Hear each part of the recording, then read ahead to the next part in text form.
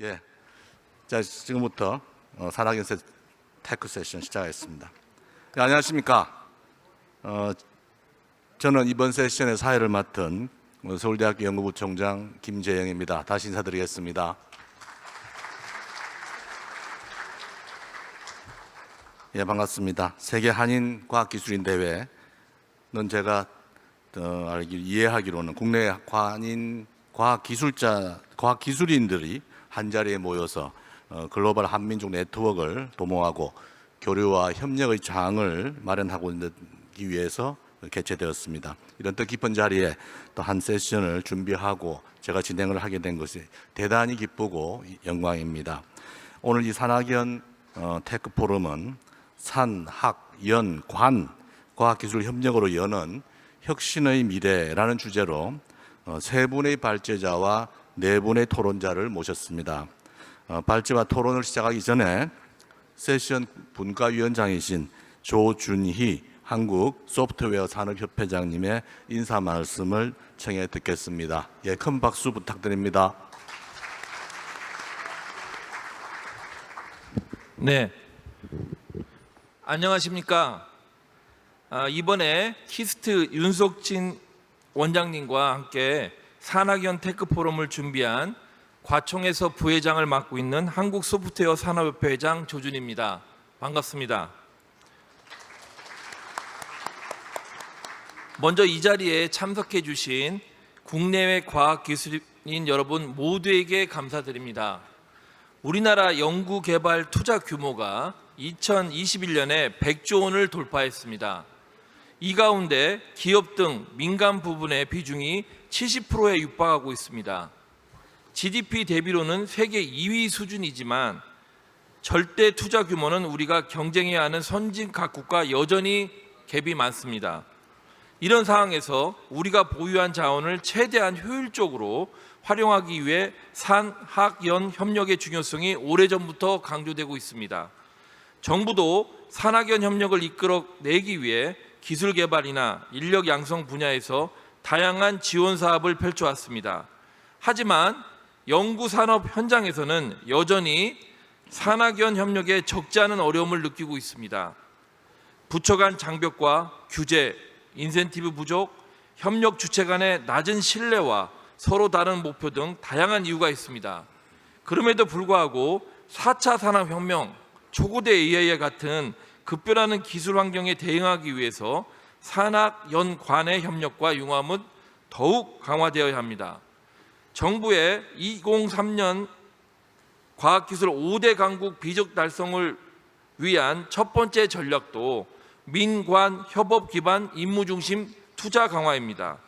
또 잠시 후 과기정통부 권성민 국장께서도 발표해 주시겠지만 12대 국가 전략기술의 육성에서도 특히 우리가 취약한 분야를 중심으로 격차를 빨리 따라잡기 위해서는 산학연관의 역량을 한데 모으는 것이 매우 중요합니다. 이런 이유로 이번 산학연 테크 포럼의 주제를 산학연관 과학기술 협력으로 여는 혁신의 미래라고 정했습니다. 오늘 포럼을 통해 성공적인 산학연 협력으로 성과를 창출하고 있는 국내의 사례를 살펴보고 우리가 나아갈 방향은 무엇인지 모색해보는 소중하고 의미 있는 시간이 되기를 기대합니다.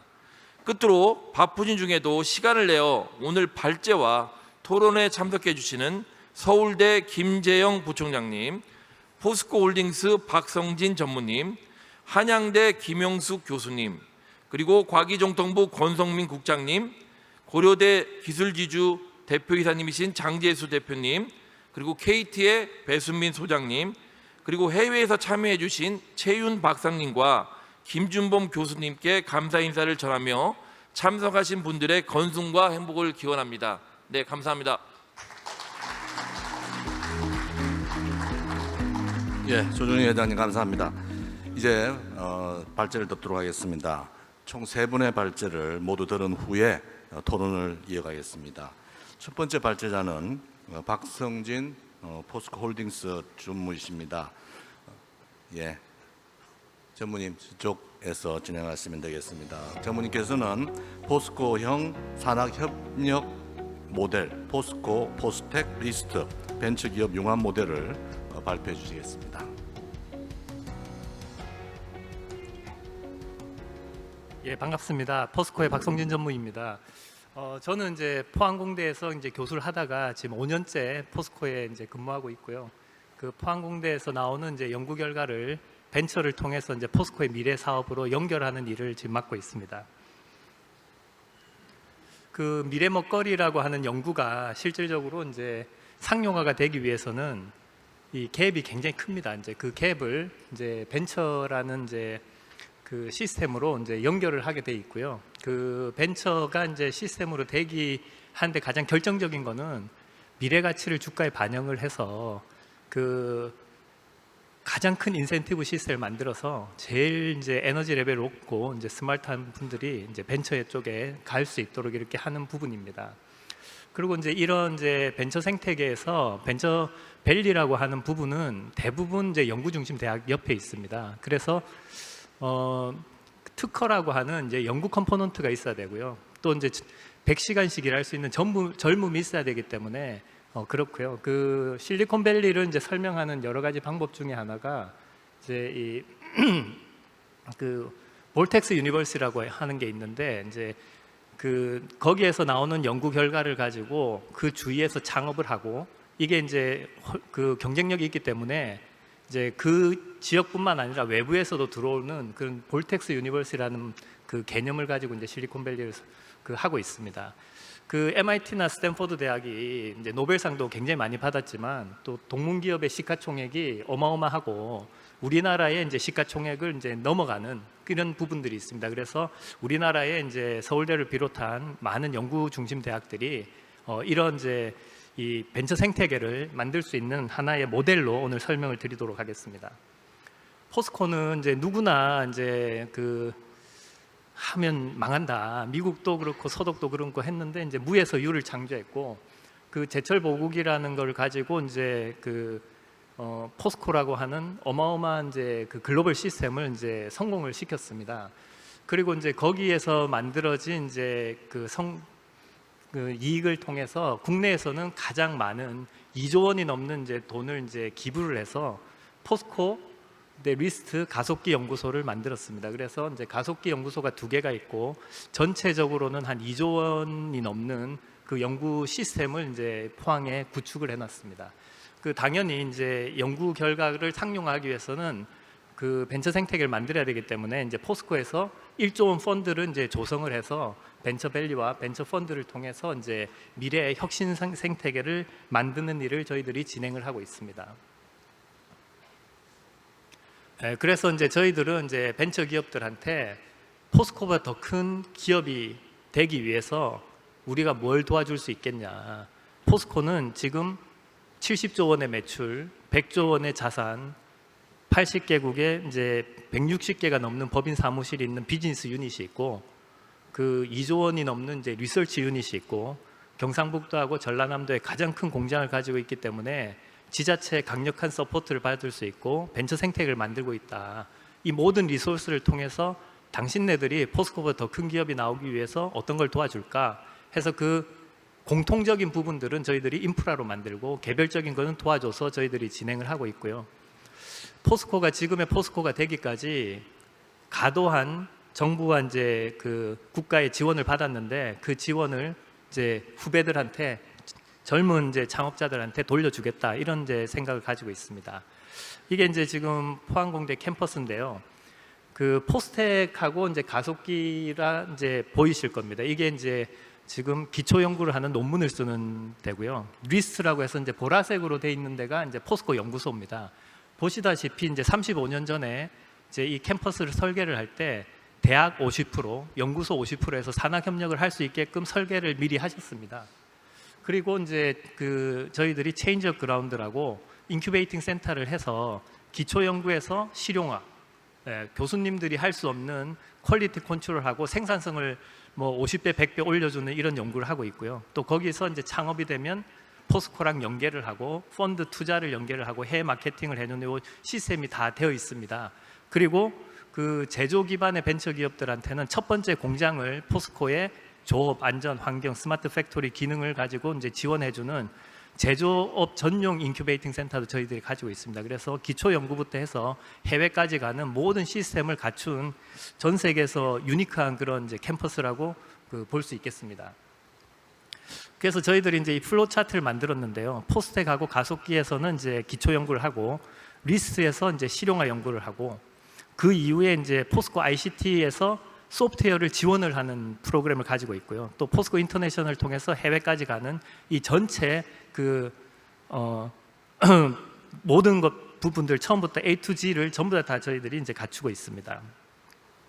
그래서 지금 현재 포스코는 포스텍 기반의 교육 연구를 기반으로 해서 포스코의 신사업을 하는 이르기까지 모든 밸류 체인에서 저희들이 프로그램을 지금 만들고 있습니다. 예를 들어서 포스코가 2차 전지에 지금 관심이 많은데 2차 전지에 교수님들을 5명을 더 뽑았습니다. 그러면 2차 전지에 교수님들을 통해 가지고 한 70명의 박사 학생들이 지금 있습니다. 그래서 교수를 뽑는 것부터 시작해서 학생들까지 해서 그 모든 밸류 체인의 그 프로그램을 저희들이 이제 산학협력 기반으로 만들 수 있다, 이렇게 말씀을 드릴 수 있겠습니다. 그래서 이거를 위해서 저희들이 이제 포항에 벤처밸리라고 하는 그룹 조직을 만들었고요. 한 25명이 있습니다. 그리고 서울에는 벤처 펀드를 통해 가지고 한 15명이 해서 이 시스템을 이제 조직적으로 이제 지난 5년 동안 수행을 하고 있습니다. 이그젬플들을 좀 설명을 드리도록 하겠습니다. 교육 관련해서는 이제 저희들이 이제 하는 게 포스코에 해외에 법인들이 굉장히 많고 거기서 이제 돈을 벌기 때문에 거기에 이제 사회하는 CSR을 해야 됩니다. 그래서 그 일환으로 거기에 있는 제일 좋은 공대의 2학년 학생들을 포스코가 한 2천만 원 정도 장학금을 줘서 1년 동안 포항공대 교환학생으로 이렇게 합니다. 그래서 연구실에서 이제 연구 참여도 하고 포스코에서 인턴도 하고 포스코의 이제 시설도 다 둘러보고 또 스키도 태워주고 요트도 태워줘서 보통 이제 학생들의 아이덴티티가 국가를 넘어가기 굉장히 어려운데 그거를 이제 브레이크해서 제2의 조국이 대한민국이다, 포스코의 패밀리다, 포항공대 동문이다, 이런 부분들을 통해서 이제 그 꿈을 실어주고 또 이제 대학원에 오면 청합 장학금으로 저희들이 이제 지원하는 그런 이제 프로그램을 만들고 있고요.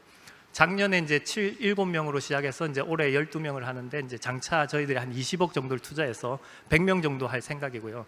포항공대는 매년 300명 정도의 학부생을 뽑습니다. 이 포항공대 학부생들도 이제 전원 미니멈 이제 한 학기 정도는 외국에 가서 포스코의 그 글로벌 비즈니스 현장을 보고 그 지역의 산학연을 할 수 있는 그런 이제 시스템을 저희들이 이제 진행을 할 예정입니다. 그리고 이제 두 번째는 이제 교육 부분인데요. 그 교육 부분에서는 이제 저희들이 이제 어떻게 생각을 하고 있는가 하면 제일 처음에 오는 교수님들한테는 1억 원 정도의 이제 스타트업을 이제 포스코에서 제공을 해서 힘들 때 이제 제일 처음에 할 때 이제 도와드리고 또 포스코의 이제 임원들하고 이제 네트워크라든지 또 포스코 견학이라든지 이런 걸 통해서 이제 하나의 패밀리라고 하는 것을 만들어내고 향후 20-30년 이제 교수를 할 동안에 포스코랑 이제 연계할 수 있도록 하고요. 그 다음에는 이제 창의혁신과제라고 저희들이 한 100억 정도 이상을 이제 이미 국가 과제를 하신 교수님들 중에 이제 실용화를 하고 싶은 교수님들한테 이제 실용화 과제를 줘서 IP를 포스코랑 공유하는 부분들이 있습니다. 그리고 이제 마지막으로는 그 산학연 융합연구소라고 그래서 이제 세계 1등을 할 수 있는 연구소 그 교수님에게 매년 10억씩 10년 동안 100억을 투자를 해서 1등을 만드는 프로그램을 하고 있습니다. 사실 이제 미국에서 이제 노벨상이나 이런 세계적인 연구를 하는 게 그 연구를 하나도 모르는 학생들이 들어와서 매년 20% 정도 성장을 해서 박사를 받는 이 아마추어 연구 시스템 가지고 힘이 들고 그 박사를 받고 난 다음에 이제 제일 유능한 포닥들이 이제 미국 대학에 있는데 그거를 이제 우리나라에서는 하기가 쉽지 않거든요. 근데 이제 싱가포르나 이제 네덜란드나 이런 쪽에서는 연구소에다가 교수님 연구소를 따로 만들어 드리는 거예요. 그래서 이제 이 싱가포르 국립대학교에 교수를 하면서 싱가포르 국립바이오 연구소에서 연구센터를 가지고 있고 그 미국에서 이제 포닥 대신에 퍼머넌트 연구 인력을 주는 것처럼 포스코에서 이제 리스라고 하는 포스코 연구소에 그런 이제 시스템을 이제 마련하는 거를 매년 2개씩 이렇게 지금 선정을 해서 진행을 하고 있습니다. 그리고 이제 또 다른 하나는 이제 저희들이 이제 친환경 미래 친환경 소재 대학원을 통해 가지고 포스코의 모든 인력이 포항공대 교수님들이 포스코의 인력이라 이렇게 생각을 하고 포스코의 박사 연구원들이 포스코의 교수 인력이라 이렇게 생각을 해서 겸임 교수 제도를 저희들이 이제 아주 가감하게 확대를 하려고 생각을 하고 있습니다. 그래서 포스코에 이제 들어오면 포항공대에 겸직 교수 발령을 내고 그 과제를 하게 되면 기존의 교수님들은 논문 연구를 하고 포스코의 연구원들은 실용화 연구를 해서 현장에 빨리 이제 적용이 되도록 하고 또 창업이 되도록 해서 포스코에 들어오면 연구뿐만 아니라 교수와 창업을 같이 할 수 있다. 이런 이제 개념을 통해서 저희들이 작년부터 시범 사업을 하고 있습니다. 전 연구원들로 이제 확대를 할 계획이고요. 그래서 이제 사례로 보면 이 이제 장진아 교수님이라고 하는 분은 바이오 3D 프린팅을 위한 바이오 잉크를 생산하는데 이 바이오 잉크를 이제 학생들이 할 때는 0.5g을 생산하는데 이제 2주가 걸렸습니다. 그거를 두 번째 이렇게 중간 그림을 보시면 완전히 전자동 시스템을 통해 가지고 생산성을 50배를 향상을 했습니다. 그래서 이걸 통해서 이제 장진아 교수님이 바이오 브릭스라고 하는 회사를 창업을 했고 이제 리스트는 그 연구소는 5%의 지분을 획득을 했습니다. 여러분들 TSMC가 파운더리로 크지 않았습니까? 그 이유가 뭐겠습니까? 반도체 연구를 하는 데는 굉장히 큰 돈이 들어가지만 그 연구 결과를 제조를 하기 위해서는 어마어마한 조 단위의 이제 시설 투자가 들어가는데 그거를 위탁 생산을 해주시는 거 아닙니까? 네, 그런 개념으로 이렇게 이제 실용화를 해주고 그 대가로 이제 창업을 할 때 지분을 받는 형태로 이제 매년 5개씩 저희들이 이제 하고 있는데 이게 이제 한 5년 전부터 했었는데 지금은 서울대, 고려대, 유니스트, 한동대 등 다른 교수님들도 해달라고 그래서 이게 지금 확대가 되고 있는 상황입니다. 그리고 이제 세계 최고를 이제 지향하는 이제 산학연 융합연구소에서는 메타렌즈에 대해서 이제 하는데 이 메타렌즈 하는 노준석 교수님은 세계적으로 이제 제일 이제 유능한 연구를 하시기 때문에 구글에서 실험실 다 사겠다, 300만 불 연봉을 주겠다 이렇게 제안을 받은 교수님이고 지금 박사 과정 학생들이 한 60명 정도 됩니다. 지금 뭐 기계과에서 수석 졸업하는 애들이 다 노준석 교수님한테 가서 받겠다 뭐 이런 이제 엄청난 연구를 하시는 분인데 이분이 이제 실험실에서 손톱 정도 크기의 메타 물질을 만들고 있습니다. 그거를 올해 리스트에서 웨이퍼 사이즈 8인치 웨이퍼 사이즈로 이제 성공을 했습니다. 그래서 이제 네이처 머티리얼에 이제 기고를 하고 저희들이 이 부분에 대해서는 이제 포스코랑 포스텍이랑 미국 회사랑 합작을 해서 이제 조인트 벤처를 만들기 위해서 지금 이제 커뮤니케이션 하고 있습니다. 논의를 하고 있습니다. 그래서 이제 저희들이 이제 이런 것들을 통해서 이제 창업 생태계를 하는데요. 포항공대에서 자체 창업하는 경우가 있고요. 포항공대에서 창업한 친구들이 포항에 내려와서 다시 연쇄 창업하는 경우가 있고 포스코 내에서 이제 사내벤처도 있습니다. 근데 이런 것뿐만 아니라 포항공대 교수님들 중에 창업 아이템은 있는데 CEO가 없는 경우를 저희들이 매년 한 20개 정도를 이렇게 모아가지고 포스코 내에서 사내 CEO 공모를 합니다. 그러면 이제 포스코 인사팀에서 이제 퀄리파이를 해가지고 교수님들하고 이제 이렇게 상견례를 해서 사내 벤처를 할 수 있게끔 하는 그게 이제 저희들은 이제 연계 창업이라고 그러는데 매년 한 3개 정도가 이렇게 이제 이루어지고 있고요. 지금은 이제 다른 대학교에서도 고려대학교 이런 쪽에서도 이제 우리도 해달라 이렇게 해서 이제 지금 확산이 되고 있습니다. 또 다른 하나는 기업에서 먼저 실험실을 방문해서 기획 창업을 하는 이제 프로그램이 있습니다. 그래서 굉장히 다양한 창업 생태계를 저희들이 이제 지금 5년 동안 이제 진행을 해오고 있습니다.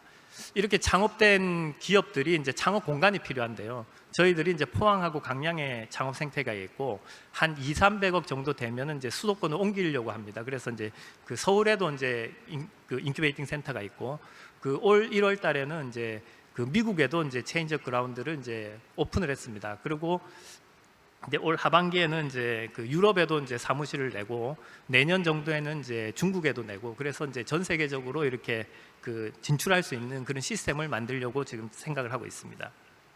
이게 이제 포항에 있는 체인지 그라운드인데 한 2만 명 정도가 이미 다녀가셨습니다. 굉장히 이제 이제 많은 분들이 다녀가시고 이게 이제 2년 됐거든요. 근데 1년 2개월 만에 100% 다 찼습니다. 한 110개 정도 기업이 들어가는데 100% 다 찾고, 그 이유가 이제 포스코가 이렇게 지원을 해서 펀드도 연계하고 포스코하고 POC도 하고 해외도 보내주니까 과거에는 이제 서울 가서 창업하는 포항공대 학생들이 포항에서 창업하게 됩니다. 그리고 이제 제조 인큐베이팅 센터나 이런 걸 통해서 제조업하는 기업들이 이제 포항에 내려오고, 또 스마트 시티, 스마트 팩토리를 우리가 연결을 하니까 그 지원하기 위해서 내려오고, 이렇게 해서 이제 그 세 가지 때문에 이제 다 찾다 이렇게 보시면 될 것 같습니다. 그리고 저희들은 이제 인큐베이팅 센터를 단순하게 이제 그 드라이 사무실이 아니라 소부장, 제조 기반 벤처 기업들을 위한 특별한 인큐베이팅, 그다음에 이제 IT 기업을 위한 특별한 인큐베이팅, 바이오 기업을 위한, 이렇게 해서 이제 인큐베이팅 컴플렉스에서 각각 분야에 이제 도움이 되는 그런 이제 인큐베이팅 센터를 지금 진행을 하고 있습니다. 그래서 그 중에 이제 하나가 소부장인데, 아까 말씀드린 것처럼 그 제조 기반의 벤처 기업들이 공장을 만들어 본 경험이 없습니다. 그런데 이제 포스코에는 그 리스트에 이제 파일럿 플랜트를 8개 가지고 있습니다. 100만 톤의 커머셜 플랜트 하기 전에 100분의 1로 축소를 해서 파일럿 플랜트를 하는데, 거기 이제 양극재 공장에 가보시면 라이다 시스템으로 완전히 디지털 트윈이 구현이 돼 있고, 아르헨티나하고도 이제 위성으로 연결이 되는 그런 시스템을 구현을 하고 있습니다. 그거를 이제 이렇게 투어를 하고 벤처 기업들이 우리도 이렇게 만들어 달라 그래서 저희들이 이제 제조 인큐베이팅 센터를 해서 지금 현재 3개의 기업이 들어와 있고요. 지금 한 10개 기업 이상이 들어오려고 해서 이제 그 중기부에서 좋은 아이디어다 그래서 이제 100억을 주시고 해서 지금은 이제 그 한 10개 기업이 들어올 수 있는 한 1200평을 지금 다시 이제 만들고 있고요. 이 부분에 대해서는 이제 미국하고 이스라엘의 VC들도 방문을 해서 이거는 우리나라에도 없다. 그래서 이제 자기들도 뭐 몇 개 기업을 좀 데리고 오겠다 그래서 후내년에 개관을 할 때는 아마 외국 기업들도 한두 개 이제 들어올 수 있을 것 같습니다.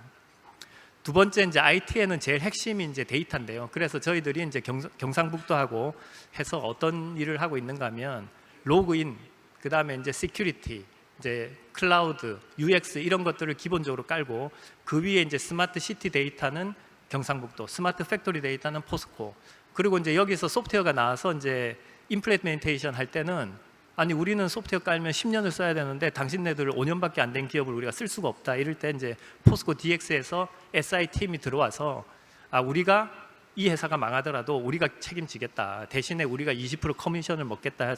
이런 이제 시스템을 만들었습니다. 그래서 지금 경상북도하고 요 데이터를 이제 SPC로 이제 회사를 하나 만들어 가지고 이 데이터를 쓰는 회사들한테 1, 2%의 지분을 받고 또 펀드를 만들어서 지분 투자를 하는 그런 시스템을 이제 만드는 거를 지금 논의를 하고 있고요. 또 포항공대에서 이제 양자 컴퓨터 하는 심재훈 교수님이 양자 컴퓨터를 만들고 있어서 경상북도 광역 데이터 센터에 그 양자 컴퓨터를 이제 2년 정도 후에 그 시범 사업으로 집어넣는 그런 이제 IT 전용 인큐베이팅 센터를 구상을 하고 있습니다. 바이오 벤처 기업들한테 이제 들어보면 자기들은 실험이 가능한 인큐베이팅 센터가 있어야 된다 그래서 저희들이 한 20개 정도 기업이 들어올 수 있는 웹넷 기반의 실험 공간을 만들었고요. 또 이제 그 향후에는 데이터 기반의 헬스케어를 해야 된다 그래서 이제 경상북도하고 그 한 1,500억 정도를 이제 만들어서 DNA 데이터, 그다음에 건강검진 데이터, 이 데이터를 다 모을 수 있는 그런 논의를 지금 하고 있습니다. 그리고 이제 바이오의 기획 창업을 할 수 있는 민트랑 포항공대에서 한두 개 정도가 매년 기획 창업할 수 있는 그런 시스템을 지금 구축을 하고 있습니다. 그래서 이제 실적으로 보면은 저희들이 이제 지금 인큐베이팅 센터가 이제 100% 거의 다 찾고 이미 이제 졸업 기업들도 생겼습니다. 그리고 이제 한 1조 7천억 정도의 그 밸류가 되고요. 요 기업들은 7년 미만 기업들이 이제 들어와서 최대 5년 있을 수 있고요. 근무 인원도 1,000명이 지금 넘어가고 있습니다. 그리고 이제 이런 부분들에 있어서 저희들이 이제 포스코에 자회사 후보를 이제 매년 이제 2개 정도를 선정하는데 그 유니콘 후보 기업으로 선정을 해서 저희들이 투자를 하고 CSO 파견을 하고 그 친구는 이제 스탁 옵션을 받고 그걸 통해서 이제 앞으로 포스코의 자회사가 될 수 있고 유니콘이 될 수 있는 그런 시스템을 만들고 있고요. 만약에 포스코가 포항공대 기술을 통해서 실용화를 하고 창업을 해서 자회사를 만들고 유니콘 기업이 된다 그러면 포스코는 모든 사업을 할 수 있는 플랫폼 기업이 될 수 있고 이는 포항공대뿐만 아니라 서울대 카이스도 흡수할 수 있고 외국을 흡수할 수 있어서 포스코 그룹이 삼성을 꺾고 다시 1위를 할 수 있는 기반이 될 수 있지 않느냐 뭐 이런 생각을 하고 있습니다.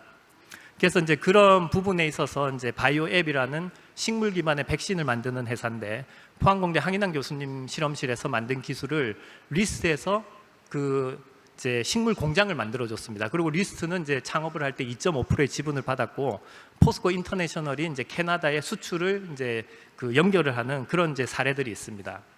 이런 사례들을 통해 가지고 이제 아까 장진아 교수님의 바이오브릭스, 노준석 교수님의 메타렌즈, 또 센코라고 하는 이제 그 한이별 수준의 이제 그 가스 센서를 하는 회사를 이제 유니콘 후보 기업으로 하고, 또 AM 폴리라고 하는 이제 이 나노셀룰로스 만드는 회사들, 그리고 이제 피엔그로, 뉴로메카 같은 이제 이 ESS 하고 이제 로봇 기업들이 수도권에서 내려오는 등 여러 가지 이제 지금 이제 사례들이 있고, 하나가 나오기 시작하면 끊임없이 계속 나올 수 있는 그런 시스템을 지금 구축을 하고 있습니다. 그리고 이제 이 기업들한테 이제 그 펀드를 제공해야 되기 때문에 저희들이 이제 펀드를 이제 만들었는데요. 이 펀드는 이제 대학기술지주회사에 이제 100억 미만 그 기업한테는 대학기술지주회사 통해서 하고, 저희들이 포항공대뿐만 아니라 서울대, 카이스트, 고려대, 한양대학교에도 출자를 했고요. 그 다음에는 이제 우리나라 탑 VC들, IMM, 스톤브리지 뭐 이런 쪽에 이제 7개를 해서 연계를 합니다. 연계율은 이제 한 10% 정도 됩니다. 포항공대 기업을 연계를 하면 그 분야에 한 10개, 20개 기업 중에 1등만 투자를 하기 때문에 연계 비율은 한 10% 정도 됩니다. 그렇게 하고 이제 그 유니콘 후보 기업은 PE 펀드까지 해서 저희들이 전주기로 만들어 놓고, 또 해외 펀드도 지금 이미 이제 조성이 되어 있습니다. 그래서 이제 성과는 저희들이 이제 한 3,200억 정도를 출자를 해서 22개 펀드를 이미 조성을 해서 2.6조 원의 이제 펀드를 이제 그 조성을 했습니다. 그래 거기에서 한 1조 2천억 정도가 투자가 돼서 한 1,300개 기업이 투자가 되어 있습니다. 그 중에 이제 국내 기업이 이제 그 350개 정도 되는데, 그 시가총액이 이제 33조 원이고, 포스코가 만든 펀드의 그 이제 지분은 한 4% 정도 됩니다. 그리고 이제 이 여기에서 이제 저희들 펀드의 예상 수익률이 17% 정도 돼서 한 25년 4년 5년 정도 5년 6년 정도 되면 매년 1,000억을 출자를 하고 2,000억의 수익이 들어오는 그런 구조로 저희들이 진행을 하고 있습니다.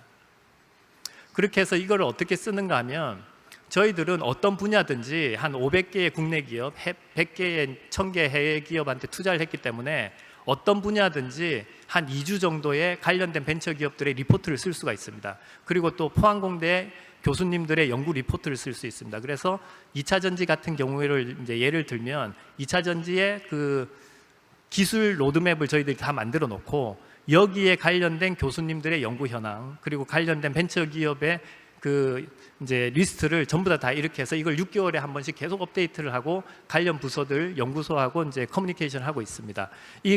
이거를 이제 지금 저희들이 이제 만들어 놓은 시스템이고, 3년에서 5년 미래는 벤처 기업을 보고 5년 이상의 미래는 이제 대학을 봐라, 이렇게 이제 진행을 하고 있습니다. 이런 시스템이 이제 그 포스코가 서울대학교하고 만들기가 힘들고 포항공대가 삼성전자하고 만들기 힘들지만, 포스코와 포스텍은 같은 이제 이 패밀리라는 거 있기 때문에 한 단계 더 깊은 레벨의 이제 산학 협력을 할 수 있고, 이것들이 확산되는 것은 훨씬 더 용이하지 않을까 이렇게 생각을 하고 있습니다. 그래서 이제 요것들이 이제 정리된 부분들은 이제 포항공대 교수님들의 이제 그 학생들하고 인력, 그다음에 과제, 연구비, 지적 재산 이런 부분들에 대해서 이제 지속적으로 이제 업데이트를 하고 있습니다. 그리고 이제 이게 이제 포항 지역에도 그 아까 말씀드린 것처럼 24개 수도권 기업들이 이전을 했고요. 12개 기업이 그 본사를 옮겼고 7개 기업이 이제 그 공장을 만들었습니다. 그렇게 해서 이제 전체적으로 한 200명의 이제 인력이 그 하이 퀄리티 인력이 이제 고용 창출이 생겼습니다. 그래서 종합적으로 이제 말씀을 드리면, 그 대학에서 연구원에서 만들어 놓은 연구 결과가 실용화가 되기 위해서는 그 시간이나 이제 에너지가 많이 들기 때문에 거기에 벤처라고 하는 게 이제 그 분업화 구조로 들어오고, 이 벤처 기업들을 이제 지원을 해서 앞으로 이제 더 큰 기업들이 나올 수 있는 그런 부분들에 대해서 포항공대하고 포스코가 새로 모델을 만들어서 확산을 하도록 하겠습니다. 예, 이상 발표 마치겠습니다. 감사드립니다. 네, 박성인 전무님 좋은 말씀 감사합니다. 예, 백문이 불여일견입니다. 예, 포항 체인지업 그라운드 아직 못 보신 분, 아까 말씀은 2만 명 다녀갔었습니다만 아직 못 보신 분은 우리 박 전무님께 연락드려서 꼭 한번 방문해 보시기를 바랍니다. 예, 다음 발제자는 김형숙 한양 디지털 헬스케어 센터장님을 모시겠습니다. 센터장님께서는 디지털 바이오 산학 연관 클러스터 성공 모델을 발표해 주시겠습니다.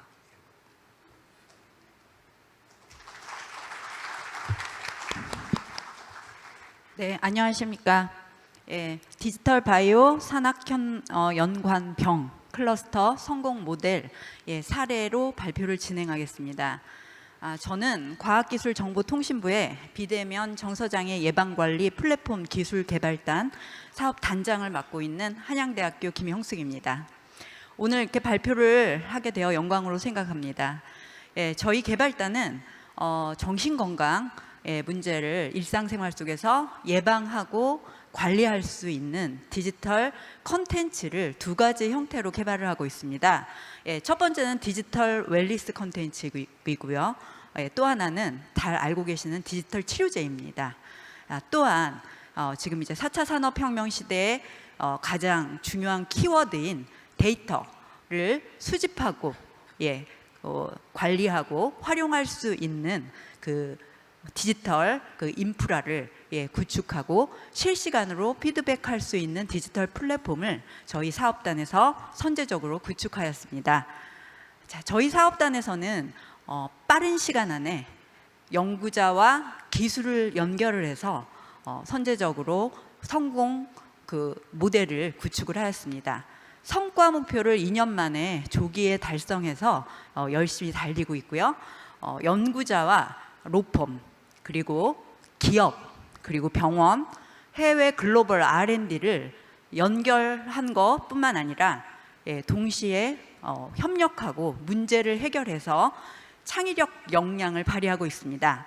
자, 이러한 저희 개발단의 그런 역량이 결국 이러한 하나의 국가 R&D가 기업을 연결하고 연구자를 연결하고 로펌이 서포트하고 그리고 이러한 것들이 병원이 협력하게 만들어서 R&D의 연구 성과를 R&D 기간 안에 기업이 부가가치를 창출할 수 있는 성공 모델을 저희 개발단에서 만들었습니다. 자, 그럼 조금 더 구체적으로 말씀을 드리면 저희 개발단에서는 일상생활에서 정신건강 문제, 특히 우울증의 범위는 굉장히 넓습니다.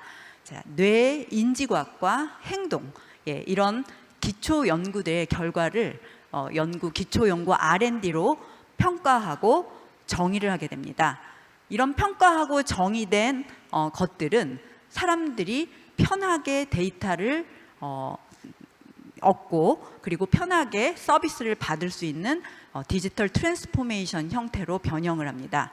자, 그럼 디지털 트랜스포메이션 된 디지털 컨텐츠를 통해서 유입되는 데이터는요, 데이터셋으로 구축이 되고 이러한 데이터셋은 보시는 것처럼 디지털 플랫폼에 유입이 되어 수집되고 관리되어 활용할 수 있는 선순환 모델을 구축하게 됩니다. 자, 이러한 디지털 플랫폼 인프라를 통해서 기업이 부가가치를 창출을 할 수 있는 데이터 비즈니스 플랫폼으로 확장하는 사례를 저희 개발단에서 보여주고 있습니다. 그럼 기초 연구 평가 정의는 어떻게 이루어지는지 궁금하실 텐데요. 앞서서 말씀드린 것처럼 인지 뇌과학과 행동의 기초 연구들, 특히 EEG, fMRI, 그다음에 영상 데이터 등 다양한 데이터, 정신건강에 관련된 데이터를 R&D의 연구로 각각의 연구팀들이 평가를 하고 데이터를 정의하게 됩니다. 자, 이렇게 정의된 데이터들은요, 사람들이 일상생활에서 쉽게 활용할 수 있는 형태, 즉 모바일 앱이라든가 VR 등 다양한 디지털 기술을 연결해서 디지털 트랜스포메이션을 합니다. 디지털 트랜스포메이션 된 디지털 컨텐츠를 통해서 이런 다양한 데이터셋이 구축이 되고요. 이런 데이터셋은 말씀드린 디지털 플랫폼의 AI 학습용 데이터로 학습되게 됩니다. 자, 그럼 디지털 트랜스포메이션 된 형태가 과연 어떻게 나타나실지 궁금하실 텐데요. 앞서서 말씀드린 것처럼 저희 연구개발단에서는 두 가지 형태의 디지털 컨텐츠를 성공 사례로 소개를 해드릴 수 있겠습니다.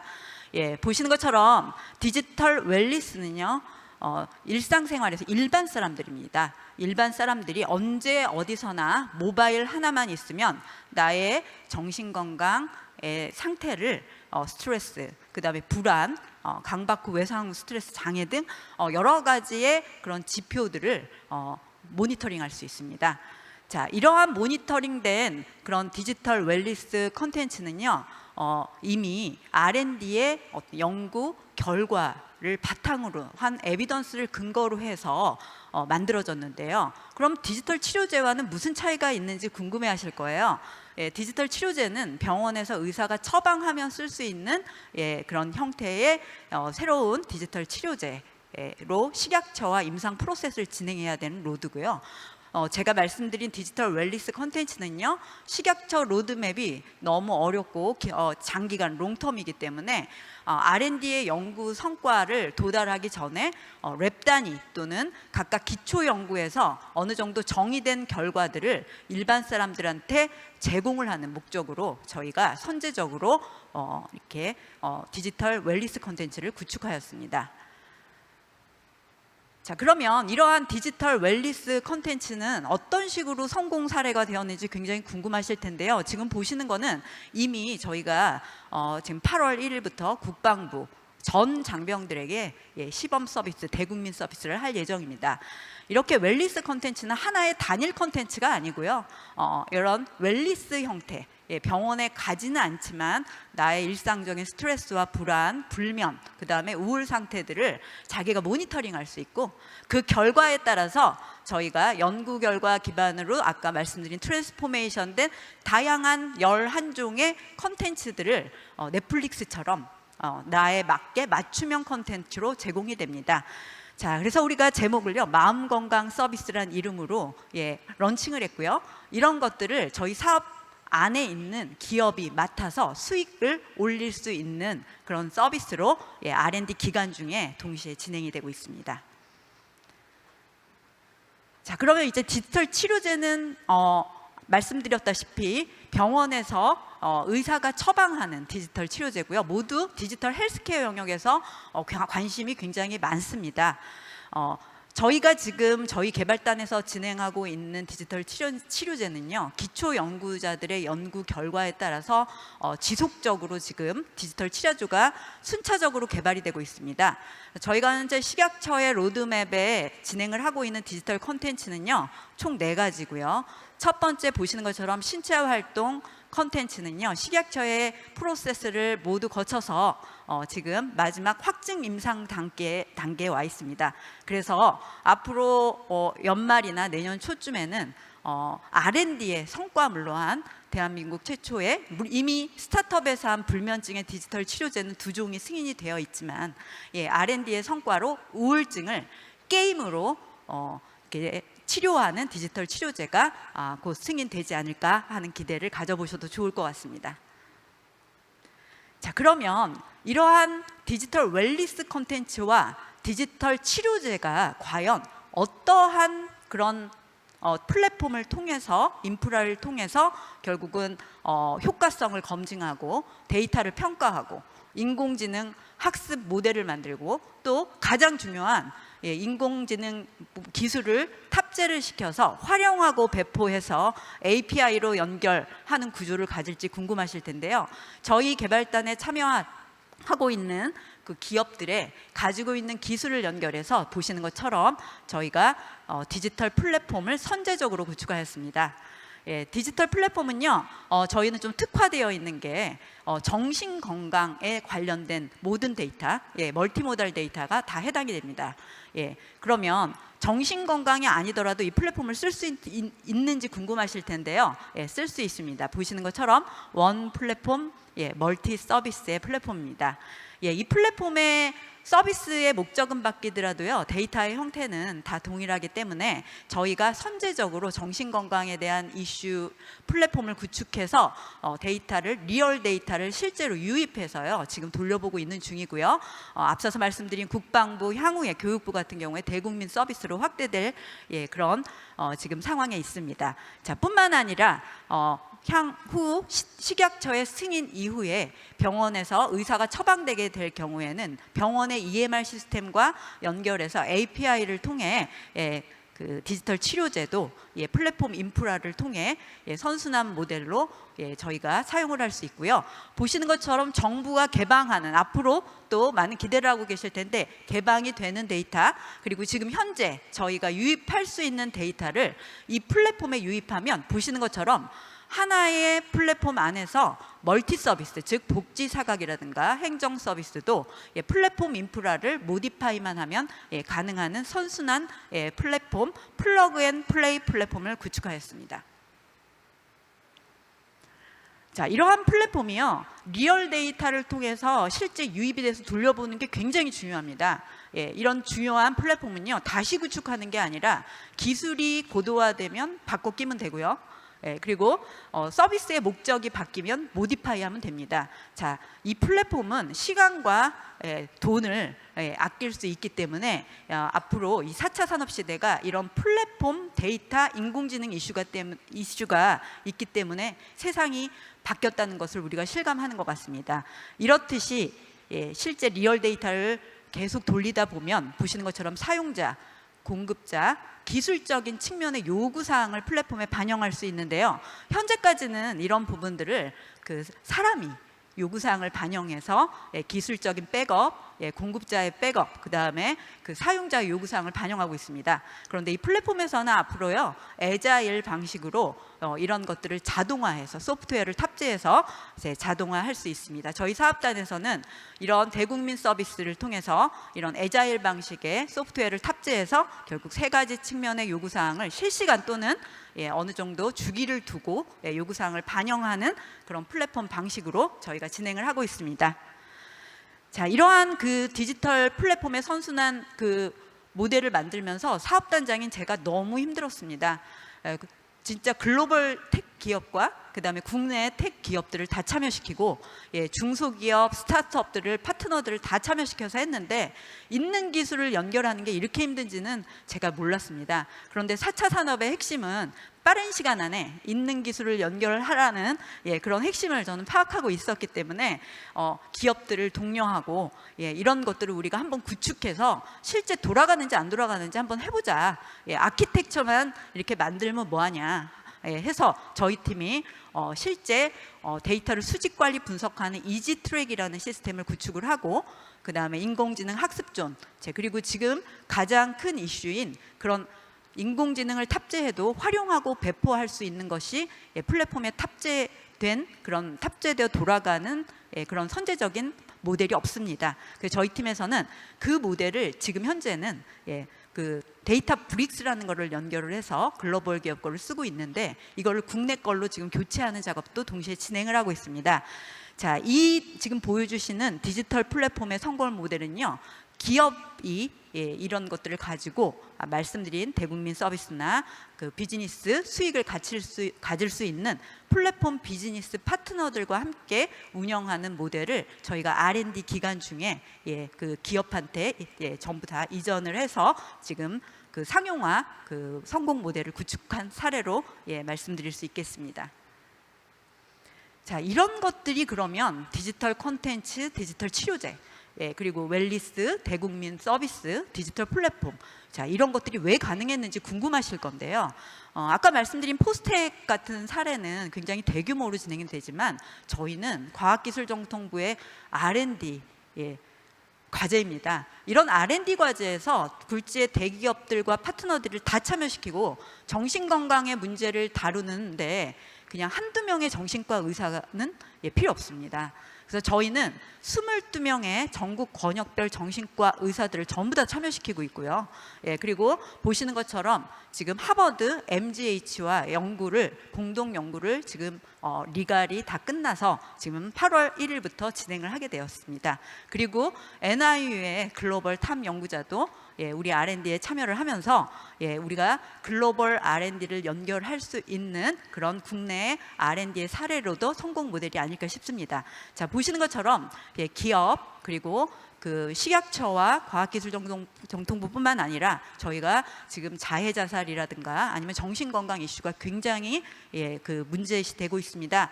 이러한 것들이 병원에 가지 않아도 그리고 내가 모르는 사이에 내가 불안하고 정신건강의 이슈가 항상 잠재적으로 도사리고 있기 때문에 이러한 디지털 컨텐츠를 통해서 이런 정신건강의 사각지대를 디지털로 메울 수 있다는 것은 굉장히 공익적인 측면에서도 의미가 있다고 저희 사업단은 생각을 하고 있습니다. 뿐만 아니라 저희는 큰 대형 로펌 2개를 연구 초부터 인발부를 해서 기초 연구자들이 연구를 열심히 하지만 그 연구 결과가 특허나 기술 이전 이슈 외에 이런 것들이 어떻게 기업에 이전되고 내 연구 성과가 어떻게 쓸 수 있을지에 대한 것들은 굉장히 개인차가 많습니다. 그리고 학교의 산학협력단이나 이런 그 법률적인 지원을 받는 것도 다 있지만 너무 미약합니다. 그래서 저는 사전에 초기부터 로펌 두 개를 저희 사업팀에 그 연결을 해서 그 기초 연구자들뿐만 아니라 기업 그리고 모든 이슈가 생기는 것에 모두 대응을 하게 하고 있고요. 그냥 프로세스뿐만 아니라 연구에 그 의미가 있는 연구, 그 다음에 상용화에 가까운 연구들에는 처음부터 같이 회의에 참여를 하게 해서 리뷰를 사전에 지속적으로 같이 그 원활하게 이루어지게 하면서 대응을 할 수 있는 구조를 만들고 있습니다. 그래서 이런 클러스터를 그리고 리더급들의 연구자, 그 다음에 글로벌의 리더들을 연결시킨 그 클러스터 구축이 지금 R&D 사업단이지만 저희가 성공 모델을 구축한 가장 큰 원동력이 아니었을까 생각을 하고 있습니다. 자, 그리고 저희가 저희 사업단의 총괄 책임인 제가 있는 학교에 디지털 헬스케어 센터가 있습니다. 학교 안에 다 아실 거예요. 공간 굉장히 부족합니다. 자, 200평 규모의 하드웨어와 소프트웨어가 연결된 리빙렉과 그 다음에 VR 체험, 그 다음에 실시간 피드백이 가능한 분석실까지 저희가 이런 공간이 굉장히 중요한 그 성공 요건이 아니었나 생각하고 있습니다. 왜냐하면 시설이 좋은 게 문제가 아니고요.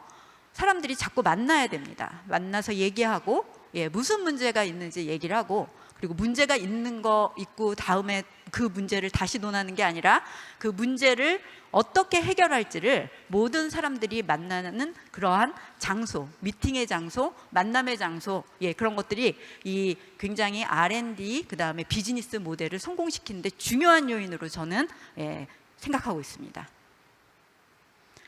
자, 그리고 좀 더 구체적으로 성공의 요인 세 번째 제가 말씀드리면요, 저희 그 밑에 보시는 것처럼 다양한 연구 결과 R&D의 성과를 기반으로 한 그런 디지털 콘텐츠나 디지털 치료제, 그리고 서비스 그런 플랫폼, 이런 것들을 전부 다 기확보된 기술은 이미 다 있습니다. 기술을 새롭게 개발하는 것들은 저희는 배제를 시키고요. 있는 기술을 연결해서 선제적으로 빠른 시간 안에 기업들을 통해서 디지털 플랫폼을 구성을 했습니다.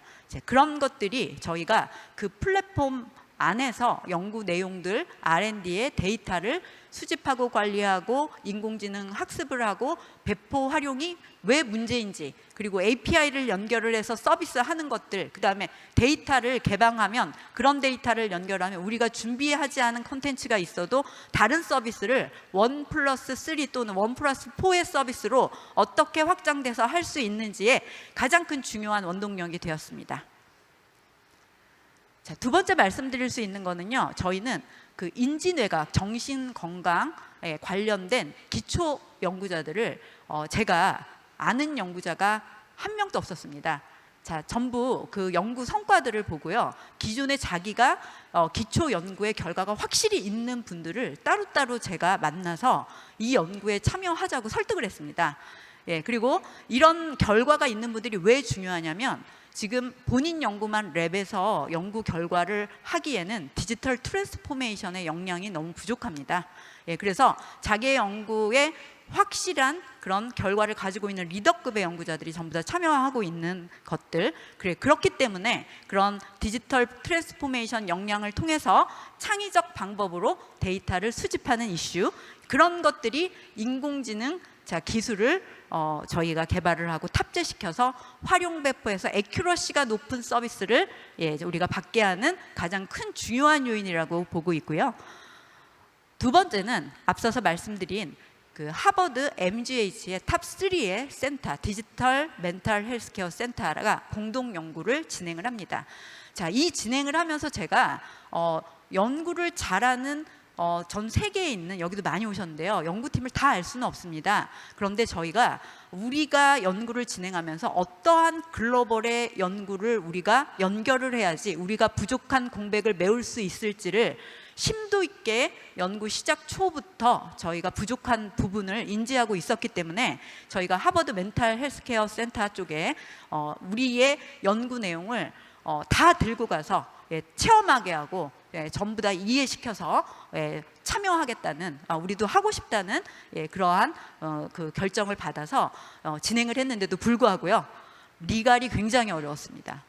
그 리갈이 그냥 저희는 사인하고 되면 되는 문제인 줄 알았는데 엄청나게 힘들어서 이런 부분들도 저희가 그 어떤 경험들이 나중에 또 더 큰 역량으로 발휘되지 않을까 생각을 하고요. 그 다음에 인공지능 쪽에서도 기술을 개발하는 분들은 굉장히 많고 너무 잘하시는데 저는 플랫폼을 구축하면서, 저는 인공지능 전문가가 아닌데도 불구하고 인공지능 기술이 있는 게 중요한 게 아니고 플랫폼에 탑재해서 이게 돌아가는지 안 돌아가는지, 원래 알고리즘을 짠 대로 그 답이 나오는지 안 나오는지를 배포 활용하는 것이 그렇게 중요한데 그런 선제적인 모델이 없다는 것을 제가 플랫폼을 구축하면서 사업 단장으로 알았습니다. 그리고 저희 정신건강의 그런 데이터들이 모든 전 세계에서 다루고 있는, 지금 우리가 볼 수 있는 모든 형태의 데이터를 다 포함하는 멀티모달성 데이터를 다루기 때문에요, 한 가지의 영상, 시계열성 이런 정도로 안 돼서 제가 글로벌 인공지능 또 탑 연구자를 직접 찾아가서 설득을 했습니다. 이런 이슈들, 이런 연구를 통해서 이런 공백을 좀 메워주시길 부탁을 했고요. 지금 참여를 하시게 됐습니다. 그래서 글로벌 탑 연구자들, 이제 글로벌 R&D를 연결했다는 것이 우리 또 이 사업단의 가장 큰 성공의 요인이 아닌가 하는 그런 말씀을 드립니다. 자, 그리고 궁금해하실 텐데 이 병원은 다 연구를 해보신 분들은 굉장히 애로사항이 있다는 걸 아실 겁니다. 그러니까 왜냐하면 우리 그 MD 분들께서는 환자도 봐야 되고요, 연구도 하셔야 되고 굉장히 시간이 부족합니다. 그래서 R&D 연구를 할 때는 이 병원과 같이 협력하는 게 그렇게 어렵다는 말씀들을 굉장히 많이 합니다. 저도 이 개발단의 사업단장이 되기 전까지 수많은 R&D 연구를 하면서 경험을 해서 내가 앞으로 병원과 연구를 할 때는 나의 이 경험, 이 문제점을 살려서 어떻게 하면 병원을 잘 참여시킬 수 있을까를 항상 생각했었습니다. 그래서 저는 정신의학과의 전국 권역별의 정신의학과의 교수님들을 다 참여시키게 됐고요. 그리고 정신의학과에서 디지털, 그리고 이런 디지털 헬스케어를 미리 선제적으로 연구를 하시고, 그 다음에 이런 거에 대해서 반드시 필요하다고 생각하시는 그런 분들을 주축으로 해서 저희가 22명의 MD들을 지금 구축을 한 최고의 의료진을 구성을 했다는 것도 하나의 성공 요인으로 소개해드리는 요소가 아닐까, 그렇게 생각을 합니다. 자, 그리고 보시는 것처럼 저희 사업단이 지금 시작하면서 1년 만에 마이 멘탈 포켓이라는 프로토타입의 비즈니스 서비스를 발주를 했고요. 그것들이 기업에서 직접 부가가치를 올리면서 서비스에서 돌아가야지만 저희 R&D 연구자들은 데이터를 얻을 수가 있습니다. 랩에서 얻는 데이터들은요, 이런 것들을 평가하고 검증하는 용이지 리얼 데이터를 직접 플랫폼에 유입해가지고 데이터를 분석하고 인공지능 학습용 모델을 만들고 이것을 배포한다는 것은 엄청난 일입니다. 그래서 저희는 관의 역할이 굉장히 중요하다고 생각을 합니다. 그래서 과학기술정보통신부에서 저희가 엄청 귀찮게 했습니다. 저희가 하는 모든 성과들이 이런 걸 했다, 이런 걸 했다, 정말 수십 번을 제가 설명을 드리고요. 설명을 드리면 조금 지나면 또 사무관님도 바뀌고 과장님도 바뀝니다. 그래서 애로사항이 굉장히 많았습니다. 그럼에도 불구하고요, 끊임없이 R&D나 이 비즈니스 모델을 하는 사업단에서는 관의 역할, 그 다음에 관에서 관심을 가져주고 리터러시를 할 수 있을 때만이 이런 것들이 그 확산이 잘 되기 때문에 이런 부분도 성공의 하나의 요인이 아닐까 생각을 하고 있습니다. 자, 지금 제가 이 자리에서 저희의 연구 내용이 무엇인지를 말씀드리는 것은 필요 없습니다. 그래서 제가 도대체 저 사업단에서 어떤 이슈를 다루고 어떤 것들을 연구를 해서 성공 모델의 관건인 것들을 만들었는지, 그 부분에 대해서 제가 말씀을 드렸고요. 결국은 저희는 모든 산학연뿐만 아니라 병원까지 연결을 해서요, 클러스터의 성공 모델을 보이고 있고요. 그 성공 모델이라고 제가 감히 말씀드릴 수 있는 것은 지금 연구 R&D 기간 중에 기업이 부가가치 수익을 창출할 수 있도록 저희가 비즈니스 모델을 따로 분리를 시켰습니다. 자, 이것들 R&D 수행 중에 동시에 비즈니스가 가능한 모델을 국가 연구개발 과제로 했던 거는 제가 듣기로는 없었습니다. 자, 그래서 이런 것들이 하나의 제 발표로서 사례가 돼서 좀 더 적극적이고 그리고 문제를 해결하면서 누구나 할 수 있는 그런 모델로 오늘 좀 소개를 시켜드리고 싶었고요. 저희의 가장 큰 성공 핵심의 관건은 있는 기술, 그다음에 있는 연구 결과, 그리고 그렇다고 R&D를 진행하지 않는다는 것은 아닙니다. R&D를 진행하면서 이런 자기의 연구들을 평가하고 검증하고 정의하는 과정이 동시에 수행이 되고요. 이러한 R&D 성과를 통해서 결국은 다시 데이터를 통해서 피드백되는 이런 선순환 플랫폼 인프라, 그 다음에 선순환 플랫폼 비즈니스 모델을 구축한 사례로 말씀드릴 수 있겠습니다.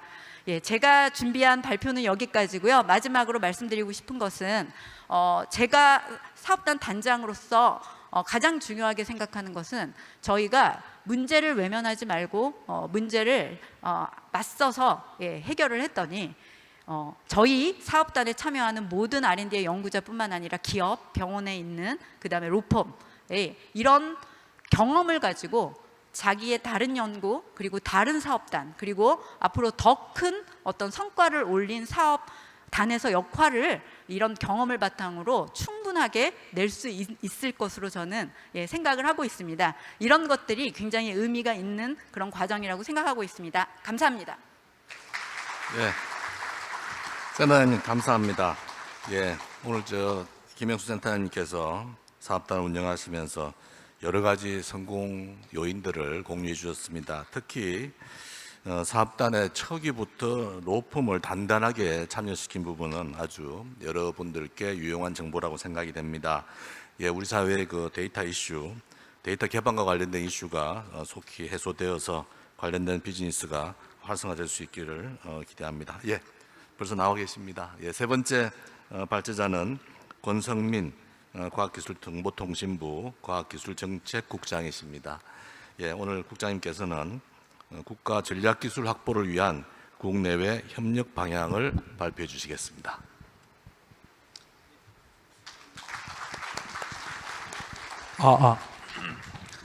안녕하십니까. 방금 소개받은 과학기술정보통신부의 과학기술정책국장 권성민입니다.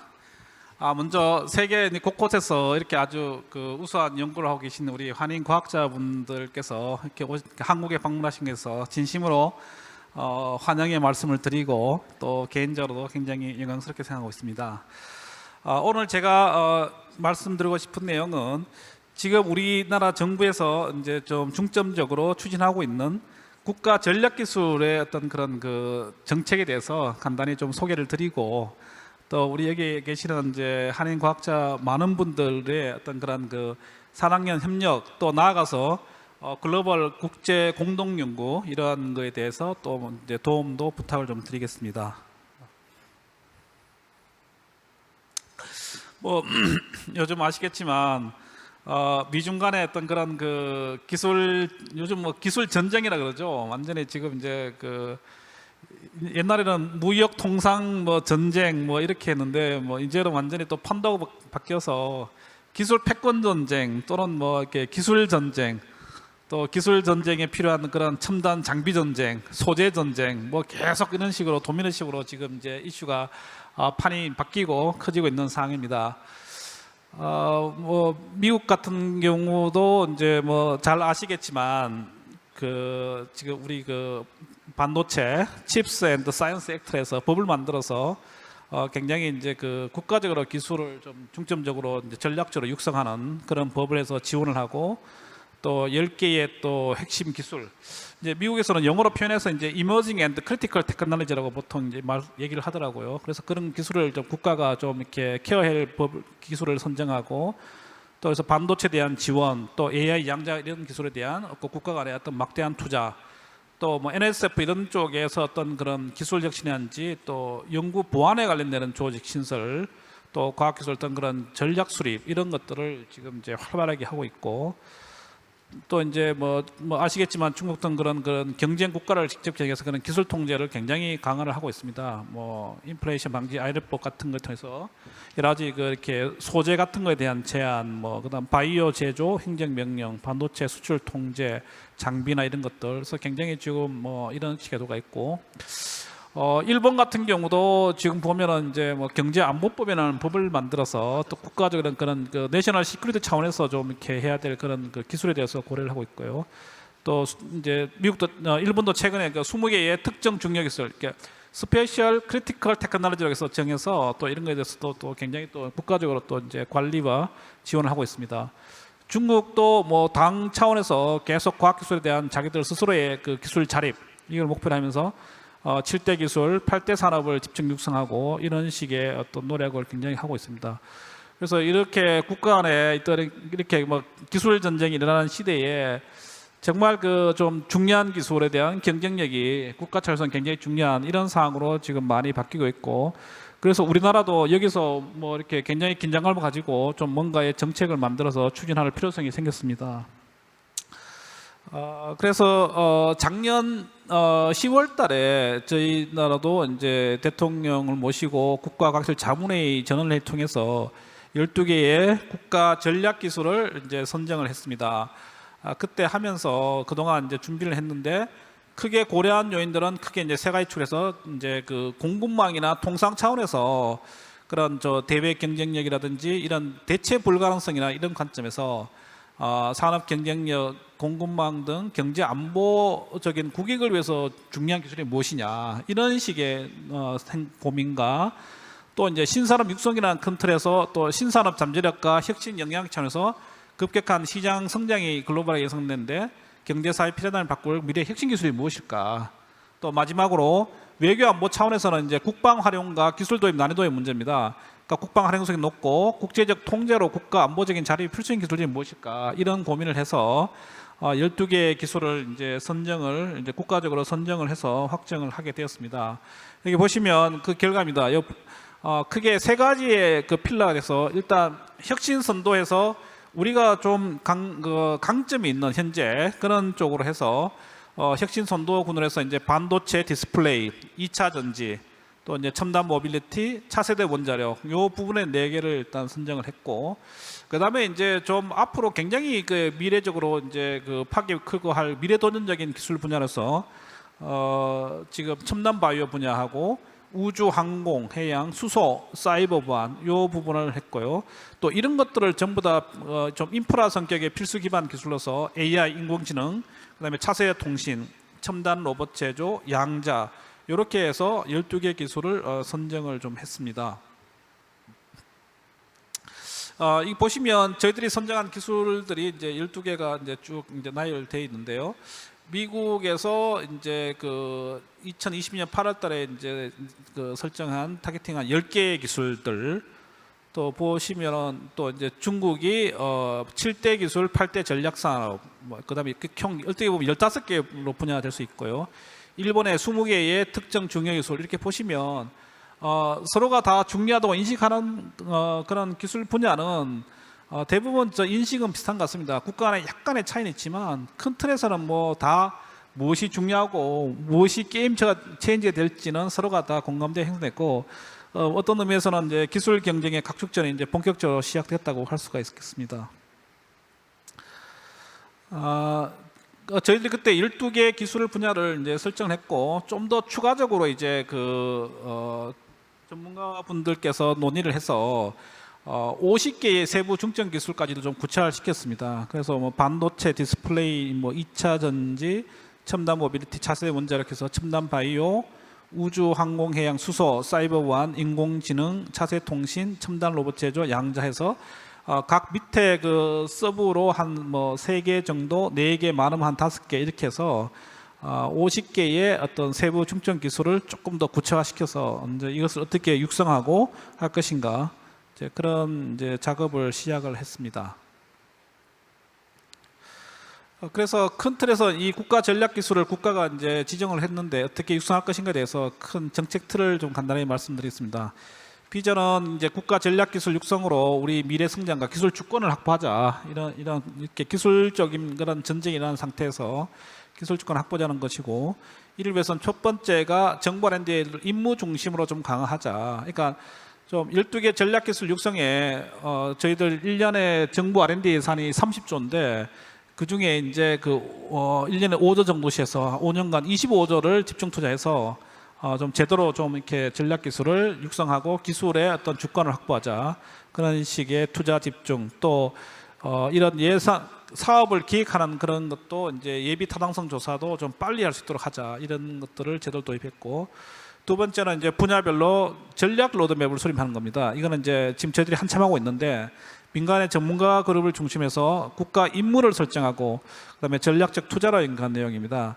그러니까 국가 임무니까 조금 생소할 수 있는데, 이건 이제 국가 차원에서 진짜 이 기술 주권을 확보하기 위해서 무엇을 해야 될 것인지, 언제까지 무엇을 어떻게 목표를 달성할지 그거를 세팅하는 그런 내용을 해서 중점 기술별로 임무를 설정하고, 이게 또 단순하게 기술의 로드맵이 아니고 기술의 개발 로드맵 플러스 국가가 무엇을 어떻게 될지에 대한 전략적인 내용을 다 포함되는, 그래서 전략 로드맵이라고 얘기를 하고 있습니다.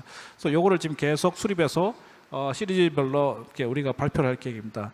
이와 함께 국가 전략 기술 프로젝트라고 해서 초격차 대체 불가한 기술 확보를 위한 그런 본부처 대형 연구개발을 좀 선정해서 지원할 계획입니다. 그래서 5에서 7년 내 가시적인 성과 창출이 가능한 그런 인물을 발굴해서 민간 역량을 결집할 수 있는 그런 사업을 선정해야 되는데, 양자라든지 그다음에 이제 SMR, 6G, 달 탐사 등 이러한 10개 내외의 국가 프로젝트를 선정해서 아마 집중적으로 지원할 계획입니다. 그리고 이 모든 것을 다 지원할 수 있는 법적인 장치라서 지난 3월 달에 국가 전략기술 육성 특별법이 지정돼서 9월 달에 시행될 그럴 계획이 있습니다. 지금 이제 물론 국가 전략기술 육성을 위해서는 산학연 협력도 되게 중요합니다. 그래서 일단 민관 합동의 거버넌스로 자문회의의 국가 전략기술 특별위원회를 구성을 했습니다. 그래서 주요 부처와 산학연 전문가가 전략기술 주요 정책을 함께 논의하고, 또 그 밑에 기술 분야별로 조종미를 만들어서 분야별 전문가 네트워크를 구축해서 로드맵 수립이나 싱크탱크 역할을 할 수 있도록 이렇게 하고 있습니다. 그리고 지금 국가 전략기술 육성 특별법에는 이러한 전략기술 산학연 협력을 제도화하고 있습니다. 특화 연구소를 통해서 연구 성과 축적이나 인장성을 위한 그런 이렇게 핵심 연구그룹 육성을 하고 있고, 기업 공동 연구소, 지역기술 혁신 허브 이런 걸 하게 돼 있고요. 또 전략기술 육성 기반을 위해서는 핵심 인재 확보라든지 출연 연구기관의 역할 강화, 지역과학기술 혁신법 추진을 이렇게 하게 되어 있습니다. 그다음 이제 산학연 협력하고 조금은 좀 다르지만 좀 넓게 본다면, 저희들이 이제 국가 전략 기술을 설정했는데 이 기술을 이제 개발하고 우리의 기술력을 높이기 위해서는 사실은 이제 세계 최고의 기술을 가져야 되는 거고, 그러나 일부 기술들은 우리가 굉장히 강점에서 세계적으로 리딩하는 기술들이지만 대부분 또 많은 기술들은 우리가 또 굉장히 연구를 잘하는 그 나라의 연구자들하고 해서 오히려 같이 공동 연구나 이런 글로벌 연구를 해서 기술력을 키워야 될 그런 경우가 많이 있습니다. 그래서 이번 정부에서 특히 이제 이러한 전략 기술에 대해서 국제 공동 연구, 글로벌 리서치에 대해서 굉장히 많이 체계적으로 좀 확대를 해서 할 계획으로 있습니다. 그래서 지금 보시면은 우리나라가 남대로는 또 국제 공동 연구를 많이 하지만 또 외국인 연구원들의 비율이라든지 또 연구개발 중에서 이제 해외에서 받는 펀딩의 어떤 그런 비중 같은 경우는 아직도 상당히 좀 글로벌 수준에서는 취약한 상태이고요. 그래서 이번 정부에서는 이런 전략기술 중심으로 국제 공동 연구를 정말 체계적으로 획기적으로 외국에서 글로벌하게 제일 잘하는 연구팀들을 하고 같이 정말 제대로 연구를 해서 최고의 기술을 우리가 흡수하고 습득할 수 있도록 그런 식으로 정책적으로 강조를 하고 있습니다. 그래서 국제협력의 적성과 유연성 확보를 위해서 이런 R&D 글로벌 전용 프로그램을 대규모 사업을 계속 추진하고, 또 투자 확대라든지 또 결국 이제 글로벌 스탠다드를 통해서 각종 그런 IP조라든지 이러한 그 공동 연구의 제도를 개선할 계획이 있습니다. 그래서 그 공동 연구 차원에서는 이제 중대형 연구 과제를 확대하고 최고 수준의 연구를 좀 지향하고 또 국제 표준 같은 거에 대해서도 좀 선점을 해야 되고 또 인재 유치를 위해서는 우리가 또 이제 글로벌한 그런 그 인재 지도 구축해서 분석하고 전략적으로 활용할 그런 계획이 있습니다. 그래서 이 자리를 빌어서 전 세계국에서 오신 우리 그 우수한 그 한인 과학자 분들께서도 정부가 앞으로 이러한 좀 국제 협력을 좀 체계적으로 강화해서 할 추진 계획인데 많은 또 도움과 관심과 또 협조를 또 부탁을 좀 드리겠습니다. 예, 이상 마치겠습니다. 감사합니다. 예, 권성민 국장님 감사합니다. 예, 조금 다른 말이 될 수도 있겠습니다만 우리 과학과 기술의 역할과 책임이 경제 안보나 기술 주권도 담당해야 되는 시간이 되고 있어서 사실은 좀 팍팍해지는 그런 느낌이 좀 들기는 합니다. 예, 어제 교회식에서 우리 킹스 칼리지 조 교수님께서 말씀하신 낭만과는 점점 멀어지는 거 아닌가 하는 이런 생각도 좀 하게 됩니다. 예, 이제 발제를 모두 마쳤습니다. 세 분의 발제자님께 다시 한번 감사드리고요. 이제 토론을 진행하겠습니다. 모든 발제자, 토론자들께서는 앞쪽 토론석으로 이동해 주시기 바랍니다. 예, 자리에다 착석하셨습니다.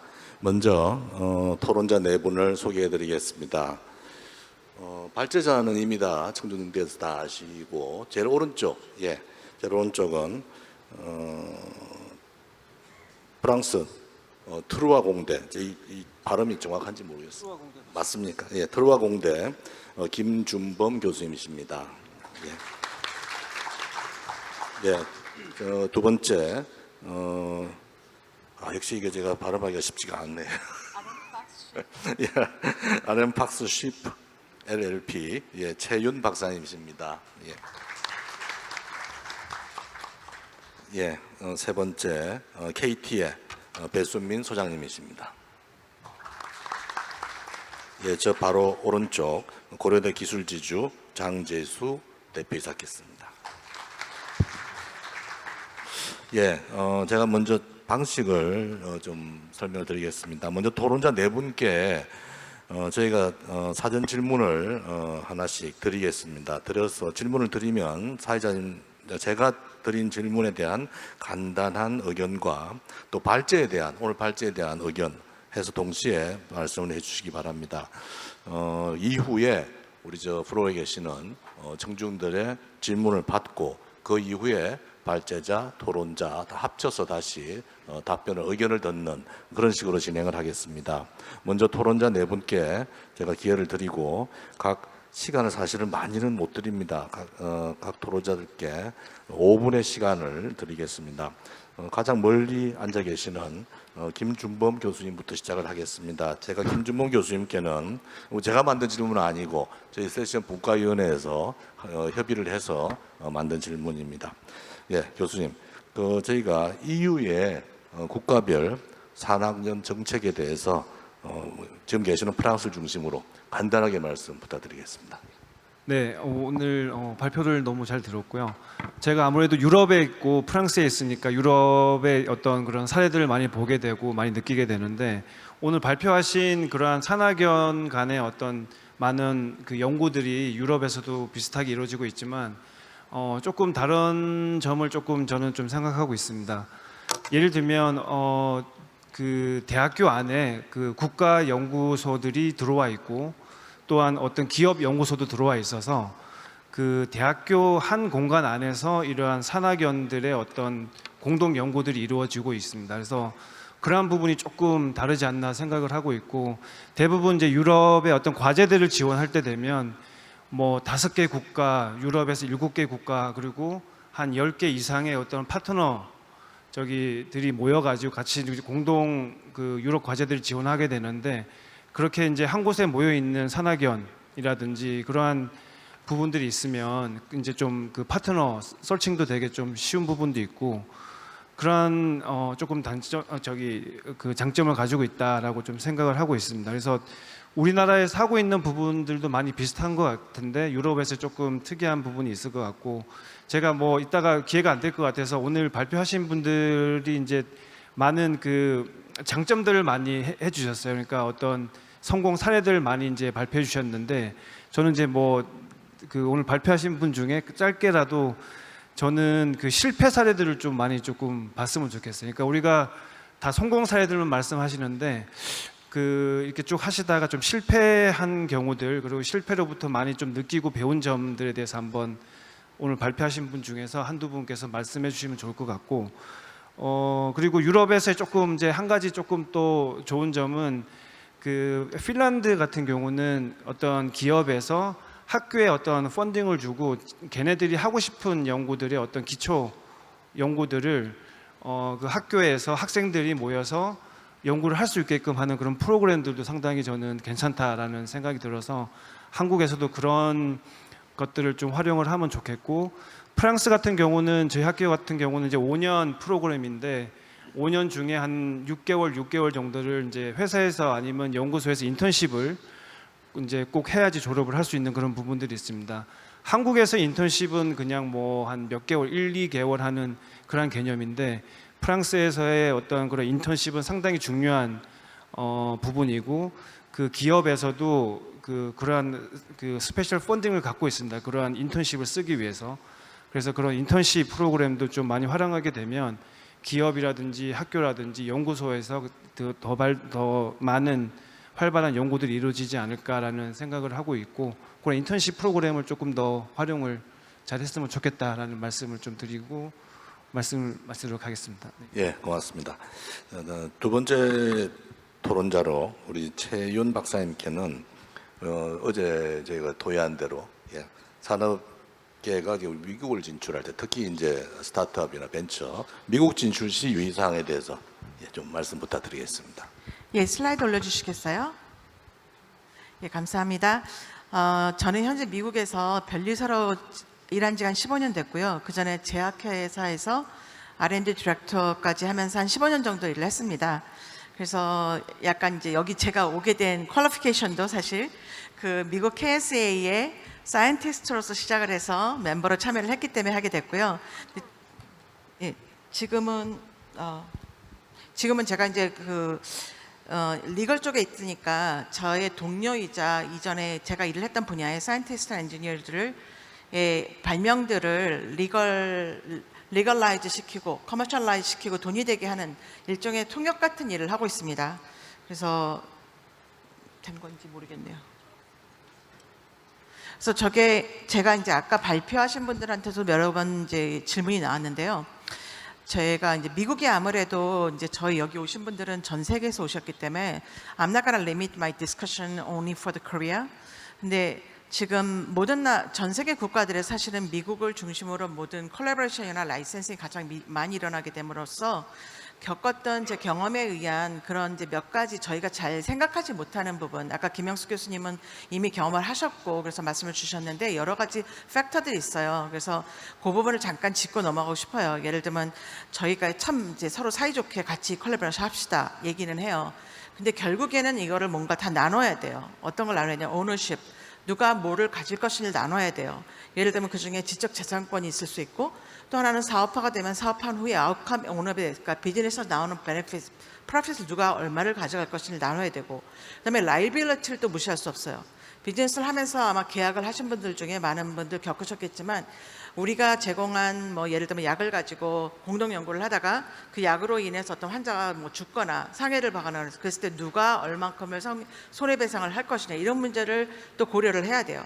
그래서 그다음에 또 예를 들면 뭐 모든 코스트는 누가 얼마를 제출할 것이냐라든지 책임질 것이냐라든지, 그다음에 아까 말씀하신 리걸 이슈가 상당히 좀 컨퓨징해요. 왜냐하면 리걸이라는 거는 제가 법계로 옮기고 나서 참 알게 된 게, 사람들이 변호사 그러면 참 좋은 직업이라고 생각하지만 이민을 가면 참 쓸데없는 직업이 변호사예요.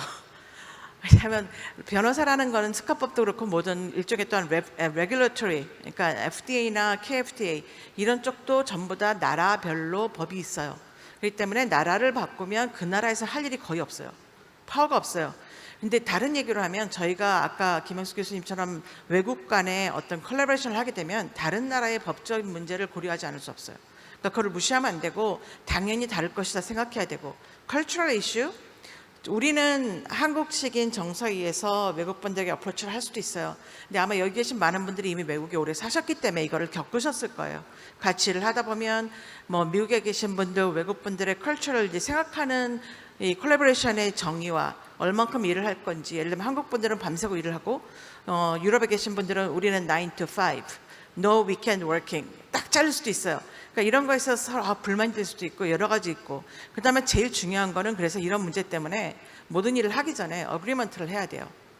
이게 서로 싸우자고 하는 게 아니라 안 싸우고자 하는 거예요. 그래서 서로 간의 어그리먼트를 정해서 누가 무엇을 할 것인지, 가장 좋은 거는 애매한 부분은 또 처음에 너무 이거를 또 사이언티스트들의 제가 경험을 해보면 특징이 뭐냐면 너무 디테일하게 해요. 처음부터 저희 특징이 그거잖아요. 디테일, 애널리틱, 오리엔티드.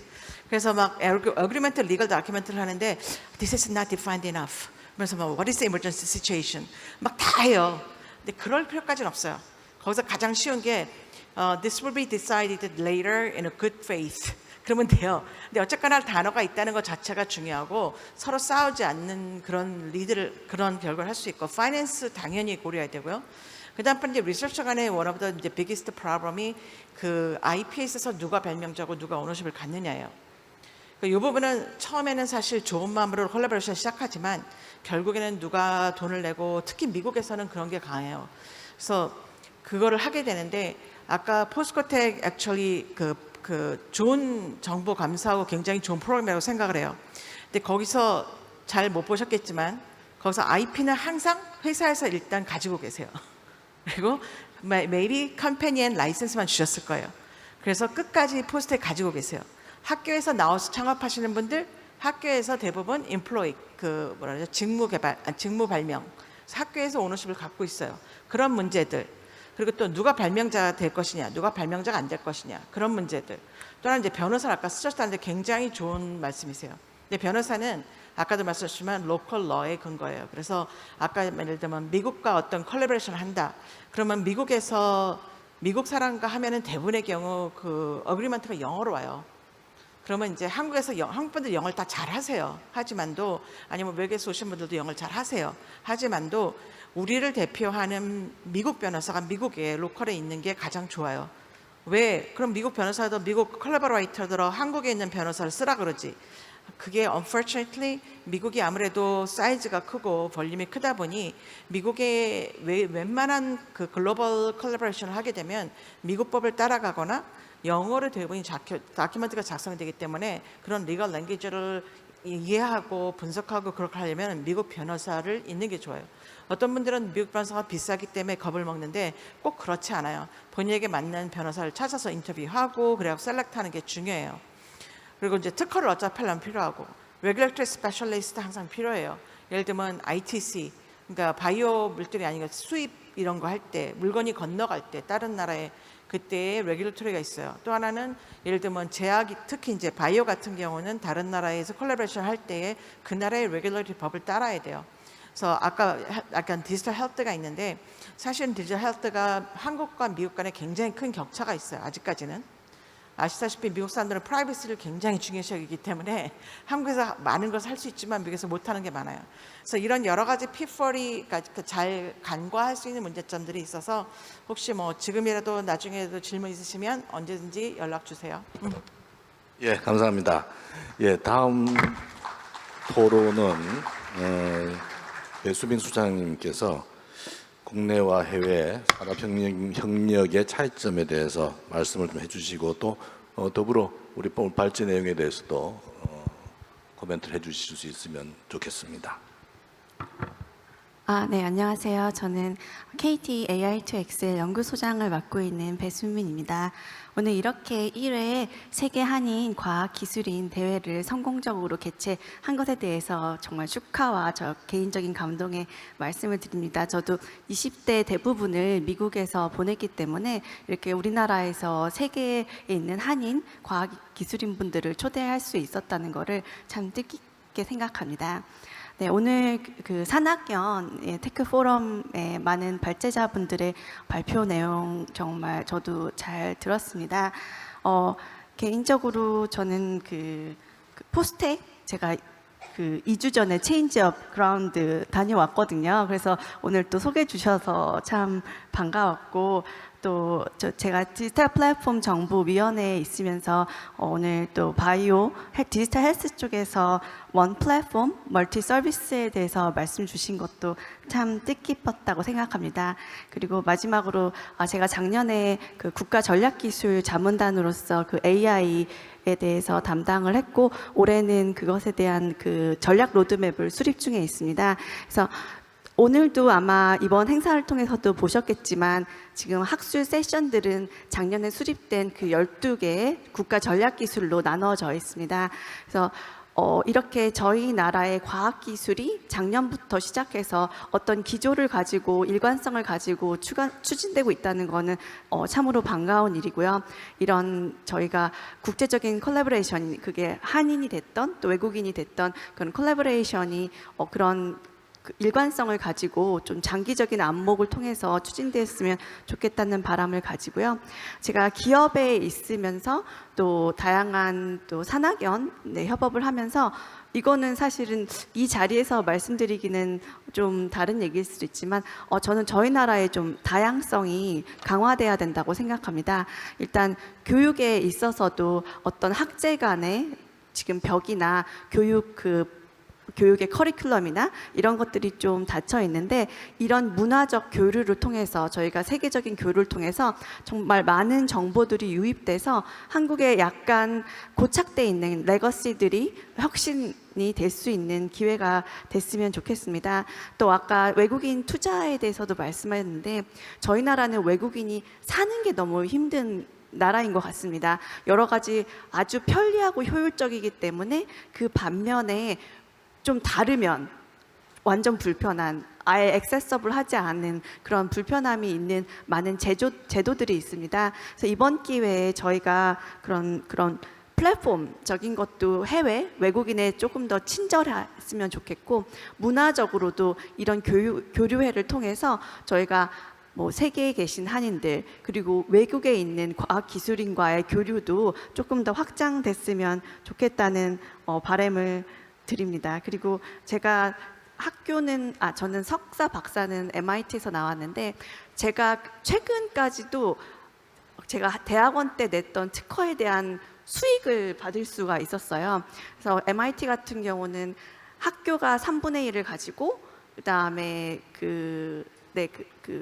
업무를 처리하시는 그 특허 법 관리하시는 분이 30%를 가지시고 저자분들이 아마 30%를 가지시는 것 같습니다. 그래서 저도 학교를 졸업한 이후 10년이 지났는데도 그 특허에 대한 수익을 저한테 주시더라고요. 그래서 아마 우리가 이런 국제적인 콜라보레이션을 하거나 어떤 그 외국인 기술자분들을 국내에 유입시킬 때 이런 특허에 대한 권리에 대한 이슈도 제도적으로 뭔가 저희가 가이드라인을 잡지 않으면 아마 많은 혼란들과 오히려 갈등들이 있을 수 있습니다. 그래서 우리나라에서 추진하고 있는 많은 제도적인 것들, 그런 플랫폼적인 것들이 근본적으로 글로벌을 향해서 나아갈 수 있는 기틀을 기반으로 앞으로 많이 생길 테니까요. 그렇게 계속 발전해 나갔으면 좋겠습니다. 네, 감사합니다. 예, 고맙습니다. 예, 마지막 토론자 장재수 대표께는 국내 산학기업 협력에서 개선해야 될 점을 현장에서 느끼신 점 말씀해 주실 것 같습니다. 예. 네, 안녕하세요. 저는 고려대학교 기술유주 대표이사 장재수입니다. 저는 지난 31년 동안 삼성전자에서 기술 사업화 관련 업무를 했고요. 그 중에서 한 5년은 텍사스에서 근무하고 한 4년은 실리콘밸리에서 근무를 했습니다.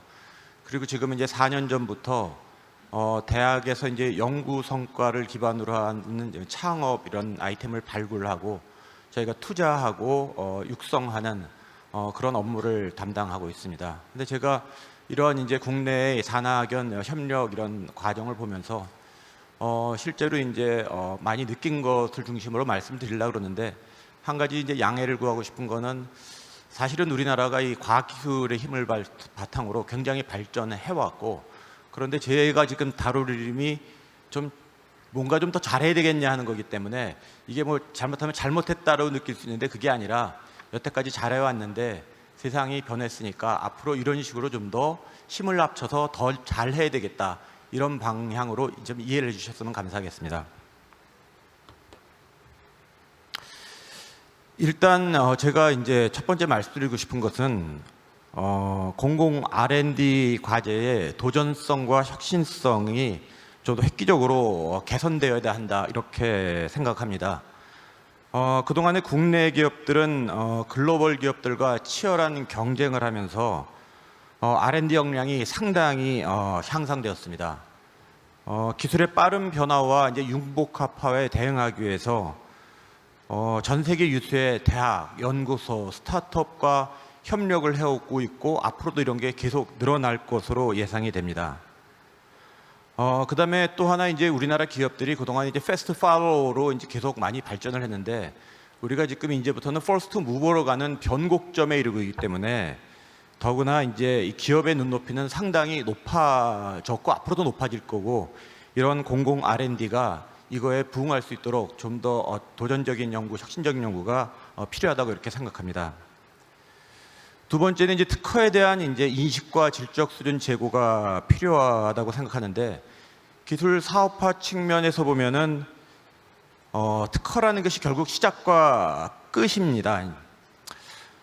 결국은 이제 이 기술 패권 시대를 맞이해서 누가 좋은 유효한 특허를 가졌냐가 점점 더 중요한데 제가 이제 기업에서 오랫동안 일하면서 여러 가지 이제 기술 분쟁이나 이런 거를 겪으면서 그 얻은 교훈이 지금 보시는 그 내용입니다. 사실 특허라는 것은 수가 중요한 게 아니라 정말로 그 상대방이 회피하기 어려운 원천 특허 하나가 훨씬 더 중요합니다.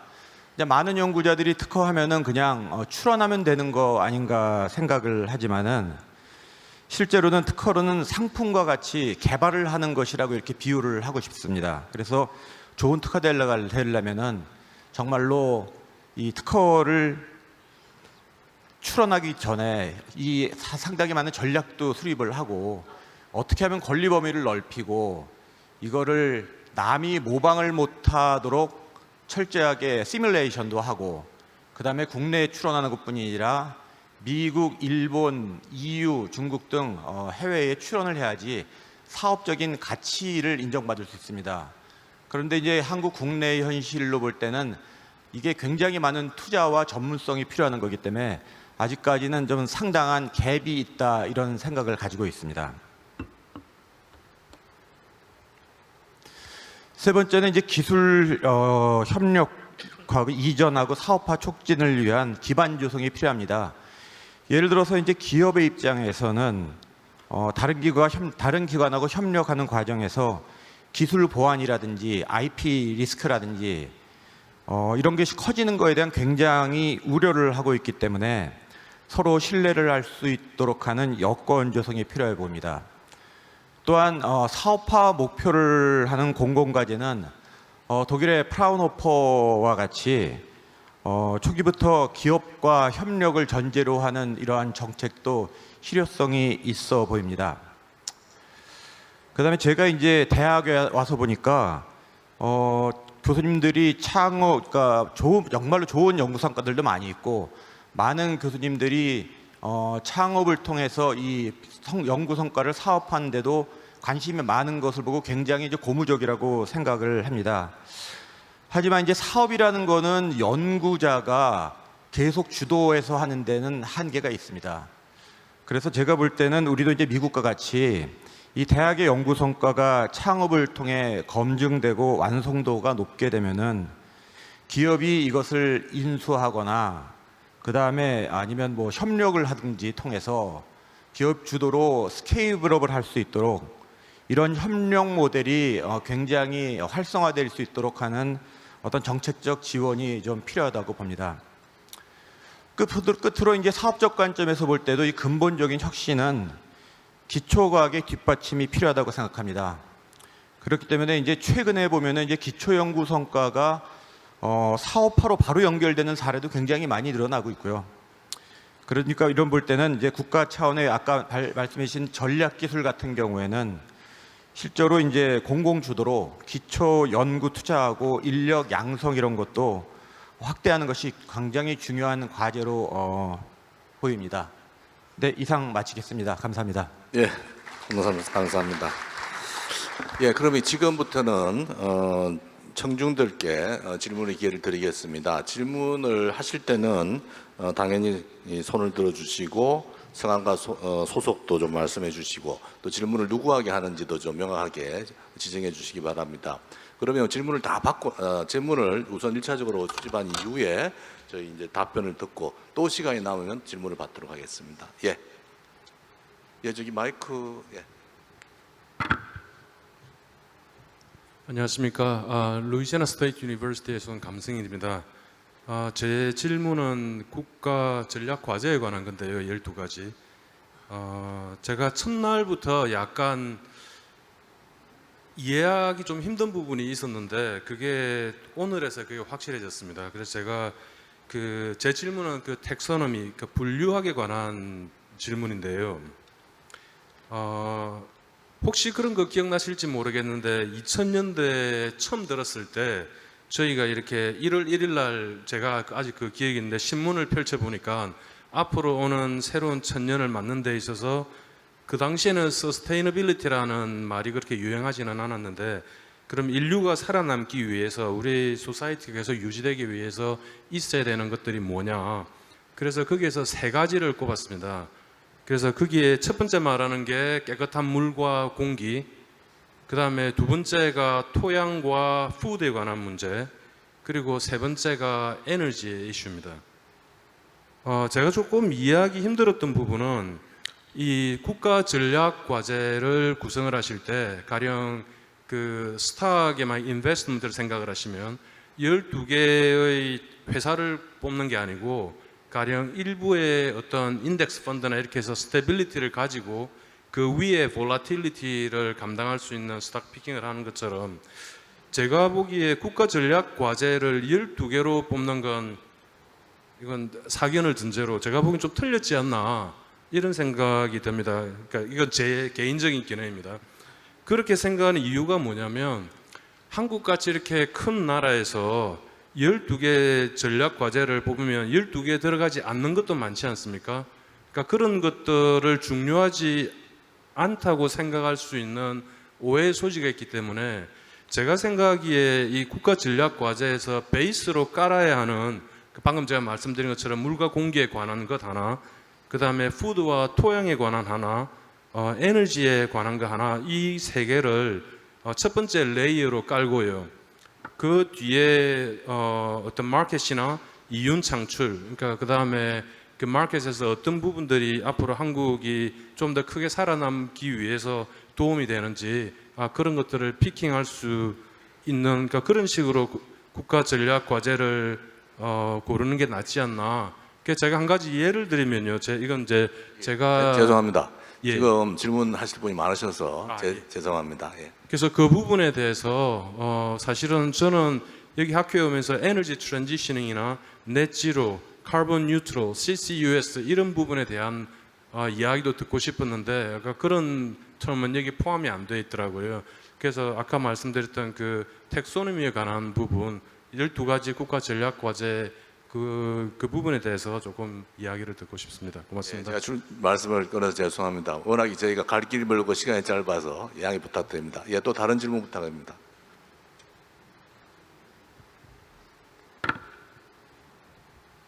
네, 제가 얘기해도 되겠습니까? 저 토론토 대학의 박철범 교수입니다.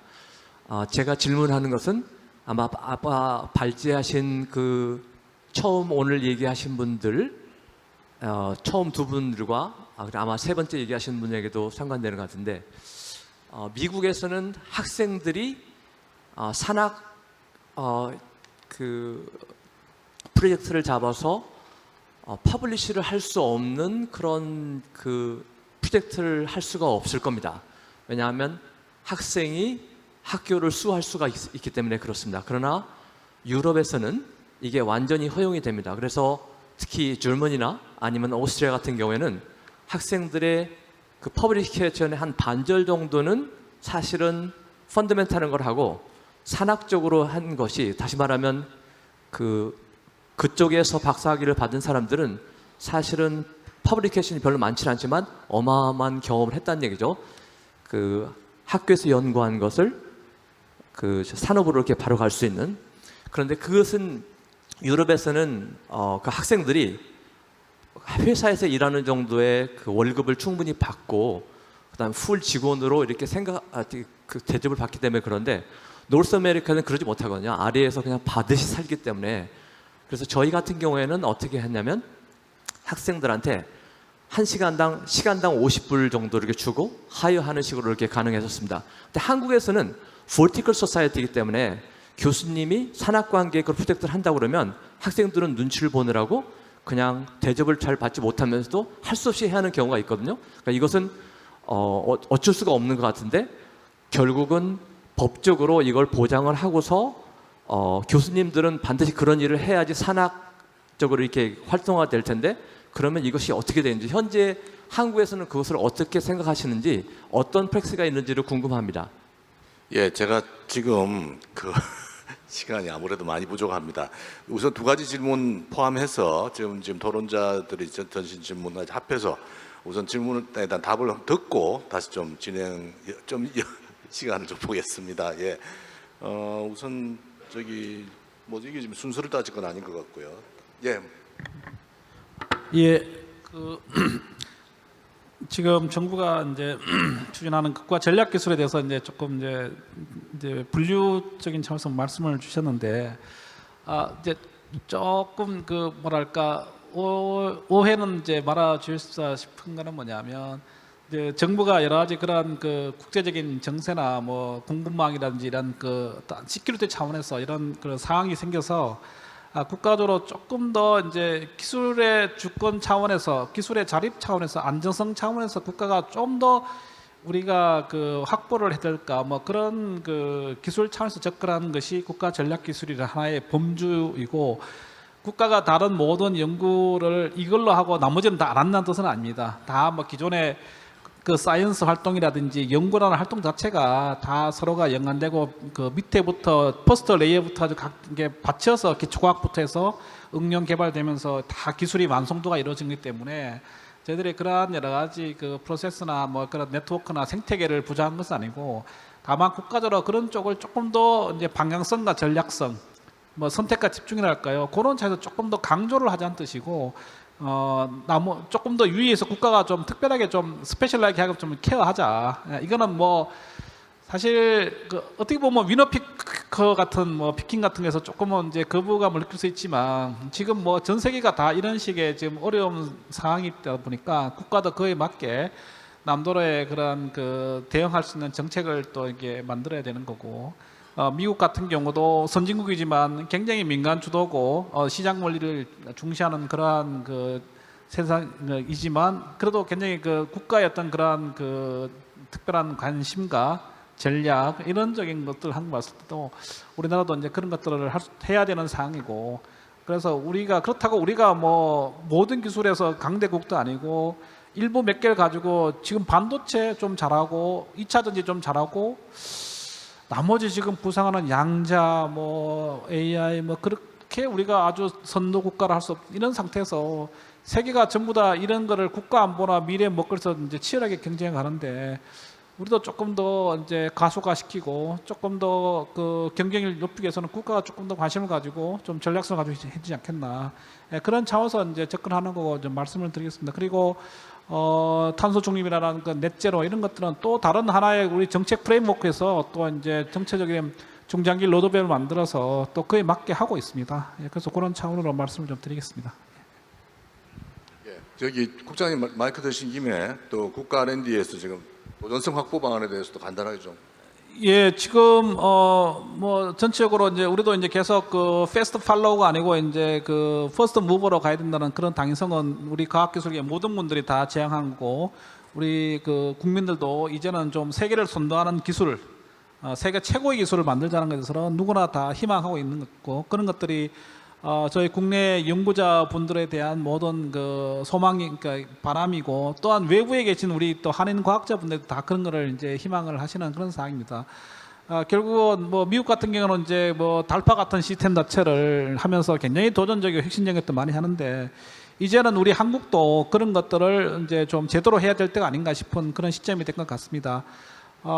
저희들도 이제 혁신 도전형 연구발 사업들을 이제 선정해서 하는 것들을 이제 몇 년 전부터 이제 좀 뭐 정부가 본격적으로 시작을 했고, 또 뭐 한계 도전, 뭐 한계 돌파형 사업들, 이런 사업들을 많이 기획해서 지금 하고 있습니다. 그래서 좀 더 어떤 한국의 달파, 요즘 이제 K 달파를 많이 좀 말씀하시는데, 좀 그런 쪽으로 세계 최초의 어떤 그런 그 어떤 사업 과제, 그런 그 프로젝트, 이런 것들을 많이 기획해서 좀 더 우리가 연구의 역량을 높이고, 또 한국의 뭐 과제들 보면 많은 비판이 있습니다. 그냥 뭐 아까도 많이 나왔지만 따라하는 연구, 미투 연구, 뭐 패션 따라하는 연구, 또 뭐 다 해도 무조건 성공의 연구, 이제 이게 아니고 진짜 제대로 된 연구다운 연구, 이제 그런 연구를 할 수 있도록 좀 더 도전성, 혁신성, 창의성을 높이는 그런 쪽으로 정부가 좀 정책적으로 강화시킨 것은 뭐 기본적인 방침이고 지향점이라고 말씀드리겠습니다.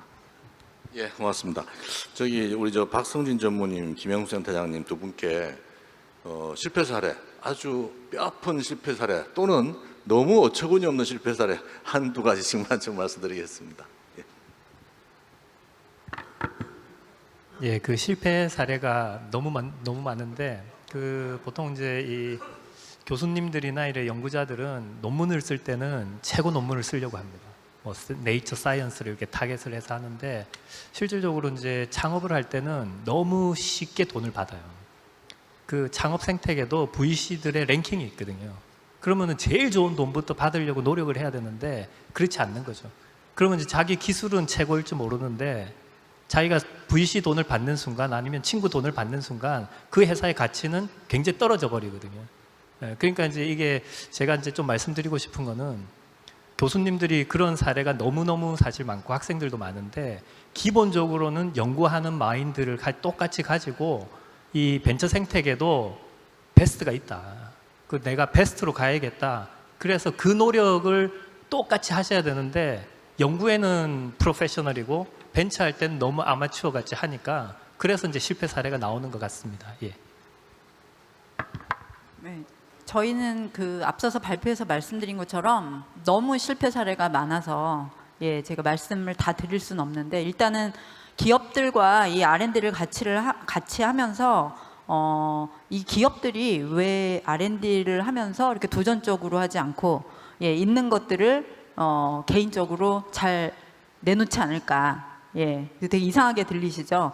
그러니까 말로는 다 돼 있다고 하는데, 실제로 기술을 일단은 연결을 한번 해보니까 이게 안 돼 있는 것도 돼 있다 그러고 된 것도 안 될 수도 있는 거고요.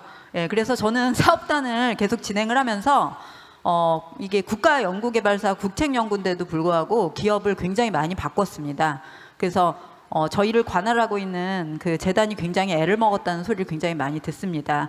그런데 저는 그렇게 생각하지 않습니다. 왜냐하면 기업들은 앞서서도 많이 말씀드렸지만, 이런 연구 성과건 어쨌든 비즈니스 모델이건 수익을 반드시 창출해야 되고, 그 베니핏이 없으면 기업은 절대 참여하지 않습니다.